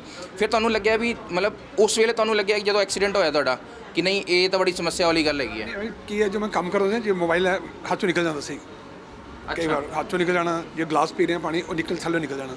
ਫਿਰ ਜਿਵੇਂ ਗ੍ਰਿਪ ਨਹੀਂ ਹੁੰਦਾ ਸੀ, ਗ੍ਰਿਪ ਨਹੀਂ ਬਣਦੀ ਸੀ। ਗ੍ਰਿਪ ਨਹੀਂ। ਫਿਰ ਮੈਨੂੰ ਨੀਂਦ ਤਾਂ ਬਹੁਤ ਜ਼ਿਆਦਾ ਆਉਂਦੀ ਸੀ, ਜਿਵੇਂ ਮੈਂ ਨਹੀਂ ਵੀ ਚਲਾ ਰਿਹਾ, ਕਿ ਮੈਂ ਡਰਾਈਵਰ ਚਲਾ ਰਿਹਾ, ਪਿੱਛੇ ਬੈਠਾ ਮੈਂ, ਮੈਨੂੰ ਨੀਂਦ ਆ ਜਾਂਦੀ ਸੀ, ਬਸ ਐਵੇਂ ਸੌਂ ਗਿਆ। ਭਾਵੇਂ ਰਾਤ ਭਰ ਸੁੱਤੇ ਹੋਏ ਤਾਂ ਹਾਂ, ਕੁਛ ਨਹੀਂ, ਰਾਤ ਨੂੰ ਨੀਂਦ ਆਉਂਦੀ ਨਹੀਂ, ਦਿਨੇ ਆਉਂਦੀ ਸੀਗੀ ਨੀਂਦ। ਰਾਤ ਨੂੰ ਹੋ ਗਏ ਬਸ ਉਹਦੇ ਕਰਕੇ ਸੀਗਾ ਵੀ ਰਾਤ ਨੂੰ ਤਾਂ ਮੈਂ ਜਾਗਦਾ ਰਹਿੰਦਾ, ਟੀਵੀ ਦੇਖਦਾ ਰਹਿੰਦਾ, ਨਹੀਂ ਹੈ। ਫਿਰ ਜਦੋਂ ਉੱਠਣ ਟਾਈਮ ਹੁੰਦਾ ਉਦੋਂ ਨੀਂਦ ਆ ਜਾਂਦੀ ਸੀ। ਅੱਛਾ। ਮੇਨ ਪਰ ਇਹ ਸੀਗਾ, ਬਸ ਮਤਲਬ ਨੀਂਦ ਤਾਂ ਜ਼ਿਆਦਾ ਮੇਰਾ ਸੀਗਾ। ਤੇ ਹੁਣ ਤੁਸੀਂ ਕਾਫੀ ਠੀਕ ਹੋ? ਹਾਂ, ਬਿਲਕੁਲ ਮੇਰਾ ਹੁਣੀ ਹੋਇਆ, 15 ਦਿਨ ਪਹਿਲਾਂ ਹੀ ਹੋਇਆ। ਅੱਛਾ, ਹੁਣ ਨਾਰਮਲ ਚੈੱਕਅਪ ਵਾਸਤੇ ਆ ਰਹੇ ਹੋ? Yes, routine. ਤੇ ਸਾਡੇ ਨਾਲ ਕੁਝ ਹੋਰ ਵੀ ਪੇਸ਼ੈਂਟਸ ਜੁੜ ਗਏ ਨੇ ਜੋ ਇਹ ਗੱਲ ਦੱਸਣਗੇ ਕਿ ਭਾਈ ਸਾਹਿਬ ਨੂੰ ਤੁਸੀਂ ਦੇਖ ਰਹੇ ਹੋ ਕਿ ਇਹਨਾਂ ਦੀ ਏਜ ਬਹੁਤ ਜ਼ਿਆਦਾ ਨਹੀਂ ਹੈ, ਪੂਰੇ ਫਿੱਟ ਫੁੱਟ ਨੇ, ਪਰ ਇਹ ਆਪਣੇ ਘਰਦਿਆਂ ਨੂੰ ਬਹੁਤ ਤੰਗ ਕਰਦੇ, ਖਾਸ ਕਰਕੇ ਆਪਣੇ ਵਾਈਫ ਨੂੰ। ਉਹ ਇਸ ਕਰਕੇ ਤੰਗ ਕਰਦੇ ਕਿ ਇਹ ਸੌਣ ਨਹੀਂ ਦਿੰਦੇ, ਨਾ ਆਪ ਸੌਂਦੇ ਨਾ ਸੌਣ ਦਿੰਦੇ। ਤੇ ਸਰ ਤੁਹਾਡੀ ਸਮੱਸਿਆ ਕੀ ਸੀ, ਤੁਸੀਂ ਇਹ ਦੱਸ ਸਕਦੇ हो? मेरी समस्या ये थी कि है ना, मैं रात को सो नहीं पाता था। रात को मतलब सोता था तो क्या था, प्रॉब्लम होती थी, इनको ज़्यादा प्रॉब्लम होती थी मुझसे ज़्यादा। मेरी पहले भी 2 सर्जरी हो चुकी है गंगाराम हॉस्पिटल में, दिल्ली में। अच्छा। फर्स्ट सर्जरी हुई, उसके बाद भी मुझे कोई रिलीफ नहीं मिला सर्जरी के बाद। उसके बाद एक गले की सर्जरी हुई मेरी, सेकेंड सर्जरी के बाद भी मुझे कोई ऐसा रिलीफ नहीं मिला, मेरी प्रॉब्लम बढ़ती ही जा रही थी दिन ब दिन। प्रॉब्लम बढ़ने के कारण जब मैं ड्राइव करता था, स्कूटी ड्राइव करता था, मेरा ऑफिस का डिस्टेंस काफ़ी ज़्यादा है। मेरे को क्या लगता था कि ना मैं कहीं भी रुक रुक के सोना स्टार्ट कर देता था। ऑफिस में बैठता था, बैठे बैठे ऐसा लगता था कि नींद आने लग गई। कई बार मेरा स्टाफ देख के मुझे हंसता था, तो मुझे लगता था, फील होता था, इनको फील होता था, रात को ये नहीं सो पाते थे, नींद पूरी नहीं होती थी। तो 2 सर्जरी के बाद फर्स्ट सर्जरी मेरी हुई सन 2022 में। अच्छा। सेकंड सर्जरी हुई मेरी सन 2023 में। उसके बाद काफ़ी ज़्यादा पापा ने सर्च किया, मैंने कई डॉक्टर्स को भी दिखाया। और आप चंडीगढ़ के रहने वाले? नहीं, मैं दिल्ली का रहने वाला हूँ। अच्छा। दिल्ली में ही मेरी 2 सर्जरी हुई थी गंगाराम में। तो आप वहाँ से यहाँ इलाज कराने आए थे? वहाँ से यहाँ इलाज कराने आया था। अच्छा। डॉक्टर साहब को तो ये दिखाया। बड़ी हैरान करने वाली गल है कि दिल्ली वाले लोग भी आ रहे, दिल्ली 'ਚ ਕਹਿੰਦੇ ਕਿ ਕਿਤੇ ਹੋਰ ਸਮੱਸਿਆ ਦਾ ਹੱਲ ਨਹੀਂ ਤਾਂ ਦਿੱਲੀ ਜਾਓ, ਦਿੱਲੀ ਵਾਲੇ ਚੰਡੀਗढ़ ਆ ਗਏ ਹੈ ਨਾ, मतलब सर्च करके ਤੁਸੀਂ ਇੱਥੇ ਆ ਗਏ। सर्च करके इतने आए, मैंने काफ़ी डॉक्टर्स को भी दिखाया मगर वो रिलीफ मिला। दिल्ली के सबसे बड़े डॉक्टर जो गंगाराम के डॉक्टर हैं, उन्होंने मुझे सजेशन दिया कि आपको स्लीप ऐप मशीन लगेगी। वो मेरे लिए पॉसिबल नहीं था स्लीप ऐप, क्योंकि मैंने एक दिन स्लीप स्टडी जो हॉस्पिटल में कराई थी वही मेरे लिए बहुत ज़्यादा डिफ़िकल्ट थी। तो मेरे लिए स्लीप ऐप मशीन लगाना प्रॉब्लम था। और जैसे ही मेरी प्रॉब्लम बढ़ती जा रही थी, इन्होंने सर्च किया, फादर ने सर्च किया। सर्च करने के बाद यहाँ चंडीगढ़ का पता लगा, डॉक्टर साहब का पता लगा। डॉक्टर साहब का नेचर और हर चीज़ बहुत अच्छी है। उसके बाद डॉक्टर साहब ने पहले एक मेरी स्लीप स्टडी कराई। उन्होंने कहा कि ना मतलब कि आप एक स्लीप स्टडी कर लो, वो चेक करने के बाद आपको देखते हैं। मगर उसमें भी मेरी जो प्रॉब्लम थी बहुत ज़्यादा बढ़ी हुई थी। अच्छा। इतनी ज़्यादा बढ़ी हुई थी, बहुत ज़्यादा, मतलब मेरा वेट काफ़ी ज़्यादा था, 94 kgs हो गया था। अभी इस वक्त मेरा वेट है 83। अच्छा। मैं एकदम फिट हूँ। उस टाइम पे जब लगता था मेरी एज बहुत ज़्यादा बड़ी दिख रही है। अच्छा। अब उसके बाद काफ़ी मेरी सर्जरी को अभी 2 महीने होने वाले हैं, बट बिल्कुल आप ठीक अब हो। बिल्कुल फिट हूँ मैं तो एकदम। रेगुलर चेकअप के लिए आ जाते? ਰੈਗੂਲਰ ਚੈੱਕਅਪ के लिए आया वो मैं। ਤੇ ਇਹ ਬੜੀ ਅੱਜ ਮੇਰੇ ਵੀ ਸਮਝਣ ਦੇ ਲਿਹਾਜ਼ ਨਾਲ ਇਹ ਹੈ ਕਿ ड्राइव मैं भी करता हूँ और बहुत सारे लोग ड्राइव करते होंगे, और जिस तरह की समस्या है तो बिल्कुल भी रिस्क ना लो। मैं एक चीज़ बोलना चाहूँगा कि है ना, कोई भी है ना घर में किसी को भी खराटे की जो प्रॉब्लम होती है ना, वो मजाक में ना ले। वो ये ना सोचे कि है ना बहुत अच्छी नींद में है। लोग बहुत लाइटली लेते हैं इस चीज़ को कि है ना खराटे हैं, ये तो बहुत अच्छी नींद सो रहा है। मगर उस चीज़ को बिल्कुल भी लाइटली नहीं लेना चाहिए किसी के लिए भी, क्योंकि ये जो है ये एक बहुत बड़ी प्रॉब्लम ही है। मेरे साथ मैंने फेस की है। लास्ट 6 ईयर से मैं इस चीज़ को फेस कर रहा हूँ। 2 सर्जरी के बाद भी मुझे सॉल्यूशन नहीं मिला, यहाँ आके प्रॉपर मुझे सॉल्यूशन मिला। I am very satisfied here. Madam ਤੁਸੀਂ ਕਿੱਥੋਂ ਆਏ ਹੋ? ਗੁਰਦਾਸਪੁਰ ਤੋਂ। ਗੁਰਦਾਸਪੁਰ ਤੋਂ। ਤੁਹਾਨੂੰ ਕੀ ਸਮੱਸਿਆ ਸੀ? ਸਰ ਮੈਨੂੰ ਵੀ ਇਹ ਪ੍ਰੋਬਲਮ ਸੀ, ਰਾਤ ਨੂੰ ਸੌਣ ਲੱਗੇ ਮਤਲਬ ਸਾਹ ਦੀ ਪ੍ਰੋਬਲਮ ਆਉਂਦੀ। ਤੇ ਕਦੋਂ ਇਹ ਅਚਾਨਕ ਤੁਹਾਨੂੰ ਹੋਣਾ ਸ਼ੁਰੂ ਹੋਇਆ? ਕਾਫੀ ਸਮੇਂ ਤੋਂ ਸੀ ਇਹ? ਕਾਫੀ 5 ਸਾਲ ਤੋਂ ਮੈਨੂੰ ਪ੍ਰੋਬਲਮ ਸੀ, ਪਰ ਬਟ ਨੌਲੇਜ ਨਾ ਹੋਣ ਕਰਕੇ ਨਹੀਂ ਪਤਾ। ਤੇ ਹੌਲੀ ਹੌਲੀ ਮਤਲਬ ਸਾਰਿਆਂ ਨੇ ਮੈਨੂੰ ਬੋਲਣਾ ਤੂੰ ਕਰਾਟੇ ਬਹੁਤ ਲੈਂਦੀ ਆ, ਸੌਂਦੇ ਟਾਈਮ ਤੇਰਾ ਸਾਹ ਤੁਹਾਨੂੰ ਸਮਝ ਆਂਦਾ ਸੀ ਇਹ ਵੀ ਕਿ ਤੁਸੀਂ ਕਰਾਟੇ ਲੈ ਰਹੇ ਹੋ ਜਦ ਸੌਂਦੇ ਹੋਏ, ਜਾਂ ਤੁਹਾਨੂੰ ਦੱਸਦੇ ਸੀ? ਮਤਲਬ ਸੁੱਤੇ ਟਾਈਮ ਜਾਗ ਆ ਜਾਂਦੀ ਇੱਕਦਮ ਕਿ ਕਿ ਇੱਕਦਮ, ਹਾਂਜੀ। ਤੇ ਫਿਰ ਹਸਬੈਂਡ ਨੇ ਵੀ ਬੋਲਣਾ, ਸਾਰਿਆਂ ਨੇ ਬੋਲਣਾ। ਫਿਰ ਮੈਂ ਨੈਟ ਤੋਂ ਦੇਖਿਆ ਡਾਕਟਰ ਬਾਰੇ, फिर मैं इतने मतलब आई, डॉक्टर नु मिली। फिर तुसी ऑपरेट कराया था? हाँ जी। इन्होंने पहले ही इलाज करवा रखा था दिल्ली में भी, तो आपको लगा होगा कि नहीं कहीं हमें अच्छा इलाज मिले? जी सर, हम बहुत वरीड थे इनके हेल्थ को लेके। बहुत सारी प्रॉब्लम्स हो रही थी, स्लीप में भी प्रॉब्लम्स आ रही थी, हेल्थ में भी प्रॉब्लम्स आ रही थी, खाने पीने में भी जब छोटी सी रही होंगी तो तब से, और जब इनको समस्या शुरू हुई होगी तो? सर हम तो इनके रूम में सोते ही नहीं थे ना, हम भाग जाते थे, हम नहीं सोए। ये होता है ना कि आदमी यार पकड़ो अपना तकिया पकड़ो दूसरी हमारे जगह। इनके पास कोई नहीं सोता था, नहीं सोएंगे इनके रूम में, ये ऐसा करते। और एक समय के बाद ये भी तो एक फैमिली मेंबर होने के नाते एक डर भी रहता है ना कि कई बार सांस ले रहा है आदमी, सांस आनी रुक गई है, झटके से उठ रहा है, तो एक कहीं कहीं चिंता का विषय भी तो होता सर है। वही होता था इनके साथ ना, फिर हमें टेंशन होती थी। ये तो सोते थे, हम बोलते थे कि ये सोए, बट हम जागे रहते थे, हम नहीं सोते थे। हम बोलते थे कि सांस ना अटक जाए, कहीं कुछ ना हो जाए। सर हमने भी इनके साथ बहुत प्रॉब्लम्स इनके। तो ਇਹ ਅਸੀਂ ਜਿਨ੍ਹਾਂ ਲੋਕਾਂ ਨਾਲ ਗੱਲ ਕੀਤੀ, ਇਹ ਫਸਟ ਹੈਂਡ ਐਕਸਪੀਰੀਅੰਸ ਹੈ। ਇਸ ਐਕਸਪੀਰੀਅੰਸ ਨਾਲ ਜੇ ਤੁਹਾਨੂੰ ਵੀ ਤੁਹਾਡੀ ਲਾਈਫ 'ਚ ਕੁਝ ਫਾਇਦਾ ਹੋ ਸਕਦਾ ਹੈ ਤਾਂ ਜ਼ਰੂਰ ਕਰੋ। ਔਰ ਸਭ ਤੋਂ ਪਹਿਲੀ ਗੱਲ ਮੈਂ ਇਹੀ ਕਹਿ ਰਿਹਾ ਕਿ ਆਪਣਾ ਕੰਸਲਟੈਂਸੀ ਐਕਸਪਰਟ ਕੋਲ ਆ ਕੇ ਕਰਵਾਓ, ਉਹਨਾਂ ਦੀ ਰਾਏ ਦੇ ਨਾਲ ਹੀ ਅੱਗੇ ਵਧੋ। ਖੁਦ ਇਲਾਜ ਨਹੀਂ ਕਰਨਾ। ਤੁਸੀਂ ਆਪਣਾ ਮੋਟਰਸਾਈਕਲ, ਆਪਣਾ ਬਲਬ ਬਦਲਣਾ ਸਭ ਕੁਝ ਸਿੱਖ ਸਕਦੇ ਹੋ ਸੋਸ਼ਲ ਮੀਡੀਆ ਤੋਂ। ਸੋਸ਼ਲ ਮੀਡੀਆ ਤੋਂ ਆਪਣੇ ਸਰੀਰ ਦਾ ਇਲਾਜ ਬਿਲਕੁਲ ਨਹੀਂ ਕਰਨਾ। ਇਸੇ ਕਰਕੇ ਡਾਕਟਰ ਹੈ, ਇਸੇ ਕਰਕੇ ਐਕਸਪਰਟਸ ਨੇ, ਉਹਨਾਂ ਨੇ ਪੜ੍ਹਾਈਆਂ ਕੀਤੀਆਂ ਹੁੰਦੀਆਂ ਨੇ, ਲੰਬੀਆਂ ਲੰਬੀਆਂ ਡਿਗਰੀਆਂ ਲਈਆਂ ਹੁੰਦੀਆਂ ਨੇ, ਪੜ੍ਹਾਈ ਕੀਤੀ ਹੁੰਦੀ ਹੈ, ਇਸੇ ਕਰਕੇ ਕੀਤੀ ਹੁੰਦੀ ਹੈ। ਇਸ ਕਰਕੇ ਜ਼ਰੂਰ ਆਪਣੇ ਸਰੀਰ ਦਾ ਇਲਾਜ ਜਦ ਕਰਾਉਣਾ ਤਾਂ ਐਕਸਪਰਟ ਕੋਲ ਹੀ ਆਉਣਾ।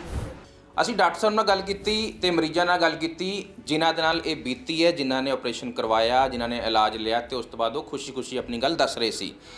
ਪਰ ਜੋ ਮੈਡੀਕਲ ਕਾਉਂਸਲਰ ਨੇ, ਤੁਸੀਂ ਕਿਸੇ ਵੀ ਹੈਲਥ ਵਾਲੀ ਜਗ੍ਹਾ ਤੇ ਜਾਂਦੇ ਹੋ ਜਿੱਥੇ ਤੁਸੀਂ ਆਪਣਾ ਇਲਾਜ ਕਰਵਾਉਣਾ ਹੈ, ਸਭ ਤੋਂ ਪਹਿਲਾਂ ਇਹਨਾਂ ਲੋਕਾਂ ਨਾਲ ਤੁਹਾਡੀ ਮੁਲਾਕਾਤ ਹੁੰਦੀ ਹੈ ਔਰ ਇਹਨਾਂ ਨੇ ਹੀ ਤੁਹਾਨੂੰ ਰਾਹ ਪਾਉਣਾ ਹੁੰਦਾ ਹੈ ਕਿ ਅਸੀਂ ਕੀ ਇਲਾਜ ਕਰਾਉਣਾ, ਕਿਹੜੇ ਡਾਕਟਰ ਕੋਲ ਜਾਣਾ, ਕੀ ਸਾਡੀ ਸਮੱਸਿਆ ਹੈਗੀ। ਜਦੋਂ ਇਹ ਤੁਹਾਡੀ ਗੱਲ ਸਮਝਣਗੇ ਫਿਰ ਅੱਗੇ ਦੀ ਗੱਲ ਤੁਰਦੀ ਹੈ। ਇਸ ਕਰਕੇ ਇਹਨਾਂ ਦਾ ਰੋਲ ਸਾਰਿਆਂ ਨਾਲੋਂ ਇੰਪੋਰਟੈਂਟ ਹੈ ਕਿ ਉਹ ਜਿੱਥੇ ਤੁਸੀਂ ਵੜਨਾ ਹੁੰਦਾ ਉੱਥੇ ਜਿਹੜੇ ਤੁਹਾਨੂੰ ਚੰਗੇ ਗਾਈਡ ਕਰਨ ਵਾਲੇ ਮਿਲ ਜਾਣ, ਉਸ ਤੋਂ ਬੈਸਟ ਗੱਲ ਕੋਈ ਨਹੀਂ ਹੋ ਸਕਦੀ। ਤਾਂ ਇਹਨਾਂ ਤੋਂ ਇੱਕ ਦੋ ਸਵਾਲ ਮੇਰੇ ਹੋਣਗੇ ਕਿਉਂਕਿ ਇਹਨਾਂ ਦਾ ਵੀ ਸਮਾਂ ਮੈਂ ਜ਼ਿਆਦਾ ਲੈ ਰਿਹਾ, ਇਹਨਾਂ ਕੋਲ ਬਾਹਰ ਮਰੀਜ਼ ਕਾਫੀ ਵੇਟ ਕਰ ਰਹੇ ਹੈ। ਮੈਡਮ ਆਪਣਾ ਪਹਿਲਾਂ ਤਾਂ ਤੁਸੀਂ ਨਾਮ ਦੱਸ ਦਿਓ, ਫਿਰ ਮੇਰਾ ਸਵਾਲ ਆਏਗਾ ਤੁਹਾਡੇ। मेरा नाम डॉक्टर चंद्रदीप कौर है। मैं ENT मेडिकल काउंसलर हूँ। डॉक्टर लवकेश सर के अंडर मैं ENT medical counsellor as a work कर रही हूँ। तो बेसिकली हमारे पास क्या रहता है कि हमारा जो फर्स्ट है, जो हमारा ਤੁਹਾਡੇ ਕੋਲ ਮੈਂ ਸਵਾਲ ਮੇਰਾ ਇਸ ਕਰਕੇ ਵੀ ਆ ਰਿਹਾ ਕਿ ਜੋ ਇੱਥੇ ਮਰੀਜ਼ ਆਉਂਦੇ ਹੈ ਉਹ ਮੈਂ ਹੀ ਮੰਨ ਕੇ ਚੱਲਾਂ ਕਿ ਚੰਡੀਗੜ੍ਹ ਦੇ ਤਾਂ ਸਾਰੇ ਹੋਣਗੇ ਨਹੀਂ, ਕੋਈ ਦਿੱਲੀ ਤੋਂ ਵੀ ਹੋਏਗਾ, ਕੋਈ ਨੋਇਡਾ ਤੋਂ ਵੀ ਹੋਏਗਾ ਜਾਂ NRI ਵੀ ਹੋਣਗੇ, ਹੈ ਨਾ। ਇਹਨਾਂ ਸਾਰੇ ਲੋਕਾਂ ਨੂੰ ਕਿਵੇਂ ਟਰਸਟ ਬਣਦਾ ਹੈ ਕਿ ਇੱਥੇ ਅਸੀਂ ਆਈਏ, ਤੁਸੀਂ ਕਿਉਂਕਿ ਜੋ ਤੁਸੀਂ ਗਾਈਡ ਕਰੋਗੇ ਉਸ ਦੇ ਮੁਤਾਬਕ ਹੀ ਉਹ ਅੱਗੇ ਵਧਣਗੇ, ਤਾਂ ਕਿੱਥੋਂ ਫੁੱਟਫॉल ਹੁੰਦੀ ਹੈ ਤੁਹਾਡੇ ਕੋਲ? देखिए, चंडीगढ़ के अलावा और बाकी हमारे पास जम्मू कश्मीर के पेशेंट्स हैं और हमारे पास दिल्ली के पेशेंट्स हैं। हमारे पास पेशेंट इवन जो है साउथ से भी आते हैं। इंटरनेशनल पेशेंट्स भी हमारे साथ बहुत सारे, ऑस्ट्रेलिया, कनाडा और उसके बाद दुबई से बहुत सारे पेशेंट्स हैं। तो इन पेशेंट्स के साथ हम जो है जुड़ते हैं। हम इन पेशेंट्स के साथ जुड़ के उनकी बात सुनते हैं, उनकी सारी समस्या को जानते हैं कि उनकी हिस्ट्री क्या रही है, वो कैसे इससे सफ़र कर रहे थे, क्या उनकी प्रॉब्लम्स थी। फिर हम उनकी क्वेरीज़ का आंसर करते हैं। ਮੰਨ ਲਓ ਕਿ ਮੈਂ ਇਹ ਤੁਹਾਡਾ ਵੀਡੀਓ ਦੇਖਣ ਤੋਂ ਬਾਅਦ, ਇਹ PTC ਦਾ ਵੀਡੀਓ ਦੇਖਿਆ, ਕੋਈ ਕੈਨੇਡਾ 'ਚ ਬੈਠਾ ਹੈ, ਉਹਨੇ ਆਉਣਾ 2 ਮਹੀਨੇ ਬਾਅਦ ਔਰ ਉਹਨੂੰ ਇਹ ਸਮੱਸਿਆ ਵੀ ਹੈਗੀ ਹੈ, ਤੇ ਉਹ ਤੁਹਾਡੇ ਨਾਲ ਆਨਲਾਈਨ ਪਹਿਲਾਂ ਜੁੜਨਾ ਚਾਹੇਗਾ ਨਾ। ਕੋਈ ਆ ਕੇ ਸਿੱਧਾ ਤਾਂ ਹੀਲਿੰਗ ਹਸਪੀਟਲ ਆ ਨਹੀਂ ਜਾਏਗਾ, ਉਹਨੂੰ ਹੋਰ 100 ਕੰਮ ਹੋਣਗੇ, ਜਾਂ ਉਹ ਨਹੀਂ ਵੀ ਆਉਣਾ ਚਾਹੁੰਦਾ ਹੋਏਗਾ, ਪਹਿਲਾਂ ਆਪਣਾ R&D ਕਰੇਗਾ। तो ऑनलाइन कोई फैसिलिटी देंगे हो कंसल्टेशन दी उन्होंने? बिल्कुल, ऑनलाइन कंसल्टेशन जो भी है वो भी अवेलेबल है हमारे पेशेंट्स के साथ। जो पेशेंट जो है नहीं आ सकते, कुछ महीने का वो बोलेंगे कि हम नेक्स्ट मंथ आ सकते हैं या हम अभी बाहर हैं, हम नहीं आ सकते, या कोई भी उनकी पर्सनल स्लॉट होता है या तुसीं फिर कॉन्टैक्ट करके उन्होंने टाइम बुक कर दो? उनकी प्रॉपर स्लॉट जो है अरेंज करवाते हैं और डॉक्टर्स के साथ जो है, जो डॉक्टर लवकेश मित्तल है उनके साथ हम उनकी प्रॉपर कंसल्टेशन करवाते हैं। पहले हम उनके साथ बातचीत करके उनकी सारी हिस्ट्री जान के, जो भी रही है उनकी जो भी हिस्ट्री थी, जो भी उनके सिम्टम्स हैं, सब कुछ जान के फिर डॉक्टर साहब के साथ हम उनकी कंसल्टेशन करवाते हैं प्रॉपर। फिर सर उनको प्रॉपर गाइड करते हैं ऑनलाइन कंसल्टेशन के थ्रू, जो भी उनकी क्वेरीज़ रहती हैं। फिर वो यहाँ पे जब भी फिजिबल होते हैं वो आपके हमें कंटैक्ट करके यहाँ पे आके सर को दिखा सकते हैं। जिवें तुसीं दुबई की गल की, दुबई तो बहुत ज़्यादा समा नहीं है, जो टाइम जोन बहुत फर्क नहीं है इंडिया और दुबई का, पर कोई कैनेडा है, कोई US है, ਉਹਦਾ ਟਾਈਮ ਜ਼ੋਨ ਦਾ ਵੀ ਫਰਕ ਪੈਂਦਾ। ਕੋਈ ਜੌਬ ਤੇ ਵੀ ਜਾਂਦਾ, ਸਾਡੇ ਤਾਂ ਇਹ ਵੀ ਚਲੋ ਜੌਬ 'ਚ 2 ਘੰਟੇ ਨਿਕਲ ਕੇ ਕਿਤੇ ਹੋਰ ਚਲੇ ਜਾਓ, ਕੰਮ ਕਰਿਆ ਹੋ, ਪਰ ਉੱਥੇ ਪੋਸੀਬਲ ਨਹੀਂ ਹੁੰਦਾ। ਤੇ ਟਾਈਮ ਜ਼ੋਨ ਨੂੰ ਕਿਉਂ ਮੈਨੇਜ ਕਰਦੇ ਹੋ? ਫੋਰ ਐਗਜ਼ਾਮਪਲ ਕਿ ਇੱਥੇ ਦਿਨ ਹੈ, ਉੱਥੇ ਬੰਦੇ ਦੀ ਰਾਤ ਹੈ, ਤੇ ਕੋਈ ਇਸ ਤਰ੍ਹਾਂ ਦਾ ਵੀ ਡਾਕਟਰਸ ਉਸ ਤਰ੍ਹਾਂ ਵੀ ਅਵੇਲੇਬਲ ਹੁੰਦੇ, ਜੇ ਕਿਸੇ ਦਾ ਦਿਨ ਹੋਵੇ ਸਾਡੀ ਰਾਤ ਹੋਵੇ, तो फिर किमें मैनेज कर दे? हमारे पास देखिए रात को भी अवेलेबल रहता है स्टाफ पूरा। अच्छा। उसके साथ हम बातचीत जो है कर सकते हैं इंटरनेशनल पेशेंट के साथ। 24 आवर जो है हमारे साथ यहाँ स्टाफ जुड़ा रहता है, जो कि पेशेंट्स को गाइड करता है।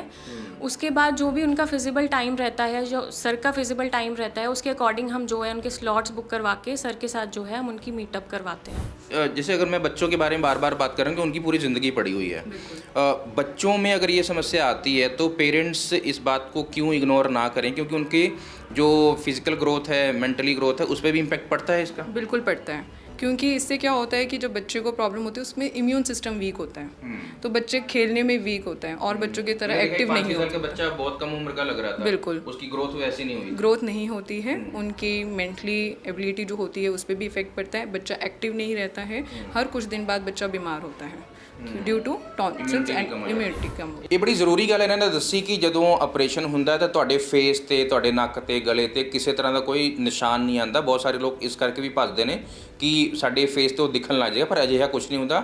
ਲੇਜ਼ਰ ਸਰਜਰੀ ਹੈ, ਬਹੁਤ ਐਡਵਾਂਸ ਟੈਕਨੀਕਸ ਅੱਜ ਕੱਲ੍ਹ ਆ ਗਈਆਂ ਨੇ, ਤੁਹਾਨੂੰ ਪਤਾ ਵੀ ਨਹੀਂ ਲੱਗੇਗਾ। ਜਿਨ੍ਹਾਂ ਨਾਲ ਮੈਂ ਗੱਲ ਕੀਤੀ ਉਸ ਨਾਲ ਵੀ ਉਹਨਾਂ ਨੂੰ ਦੇਖ ਕੇ ਤੁਹਾਨੂੰ ਲੱਗਿਆ ਨਹੀਂ ਹੋਣਾ ਕਹਿੰਦਾ ਕੋਈ ਆਪਰੇਸ਼ਨ ਹੋਇਆ। ਤਾਂ ਇਸ ਕਰਕੇ ਇਸ ਗੱਲ ਨੂੰ ਤਾਂ ਆਪਣੇ ਮਨੋਂ ਕੱਢ ਦਿਓ ਕਿ ਕਿਸੇ ਤਰ੍ਹਾਂ ਕੋਈ ਨਿਸ਼ਾਨ ਪਏਗਾ। ਮੈਂ ਤੁਹਾਡੇ ਕੋਲ ਆਉਣਾ, ਇਹਦੇ ਵਿੱਚ ਨਾ ਬੜਾ ਸਭ ਤੋਂ ਇੰਪੋਰਟੈਂਟ ਗੱਲ ਇਹ ਹੈ ਕਿ ਜਦੋਂ ਇਹ ਸਾਰੀ ਵੀਡੀਓ ਅਸੀਂ ਕਰ ਰਹੇ ਹਾਂ ਤਾਂ ਪੇਸ਼ੈਂਟ ਦੇ ਮਨ ਦੇ ਵਿੱਚ ਇੱਕ ਗੱਲ ਜ਼ਰੂਰ ਆਉਂਦੀ ਹੋਏਗੀ ਕਿ ਮੈਨੂੰ ਇਹ ਸਮੱਸਿਆ ਹੈ, ਤਾਂ ਕੀ ਇਹ ਆਪਰੇਸ਼ਨ ਨਾਲ ਹੀ ਠੀਕ ਹੋਏਗੀ ਜਾਂ ਇਹਦੇ ਕੋਈ ਸਟੇਜਸ ਨੇ? ਸਰ ਆਪਣਾ ਨਾਮ ਵੀ ਦੱਸਣਾ ਔਰ ਇਹ ਜ਼ਰੂਰ ਦੱਸਣਾ ਕਿ ਮੈਂ ਸਿੱਧਾ ਆਪਰੇਸ਼ਨ ਥੀਏਟਰ 'ਚ ਜਾਵਾਂਗਾ, ਉਸ ਤੋਂ ਪਹਿਲਾਂ ਵੀ ਮੇਰਾ ਕੋਈ ਬਚਾਅ ਹੈਗਾ? ਬਿਲਕੁਲ ਬਿਲਕੁਲ ਦੱਸਾਂ। ਮੇਰਾ ਨਾਮ ਦੀਪਾਂਸ਼ੂ ਹੈ, ਮੈਂ ਵੀ ਡਾਕਟਰ ਲਵਕੇਸ਼ ਮਿੱਤਲ ਮੈਡੀਕਲ ਕਾਉਂਸਲਰ ਹੈਗਾ।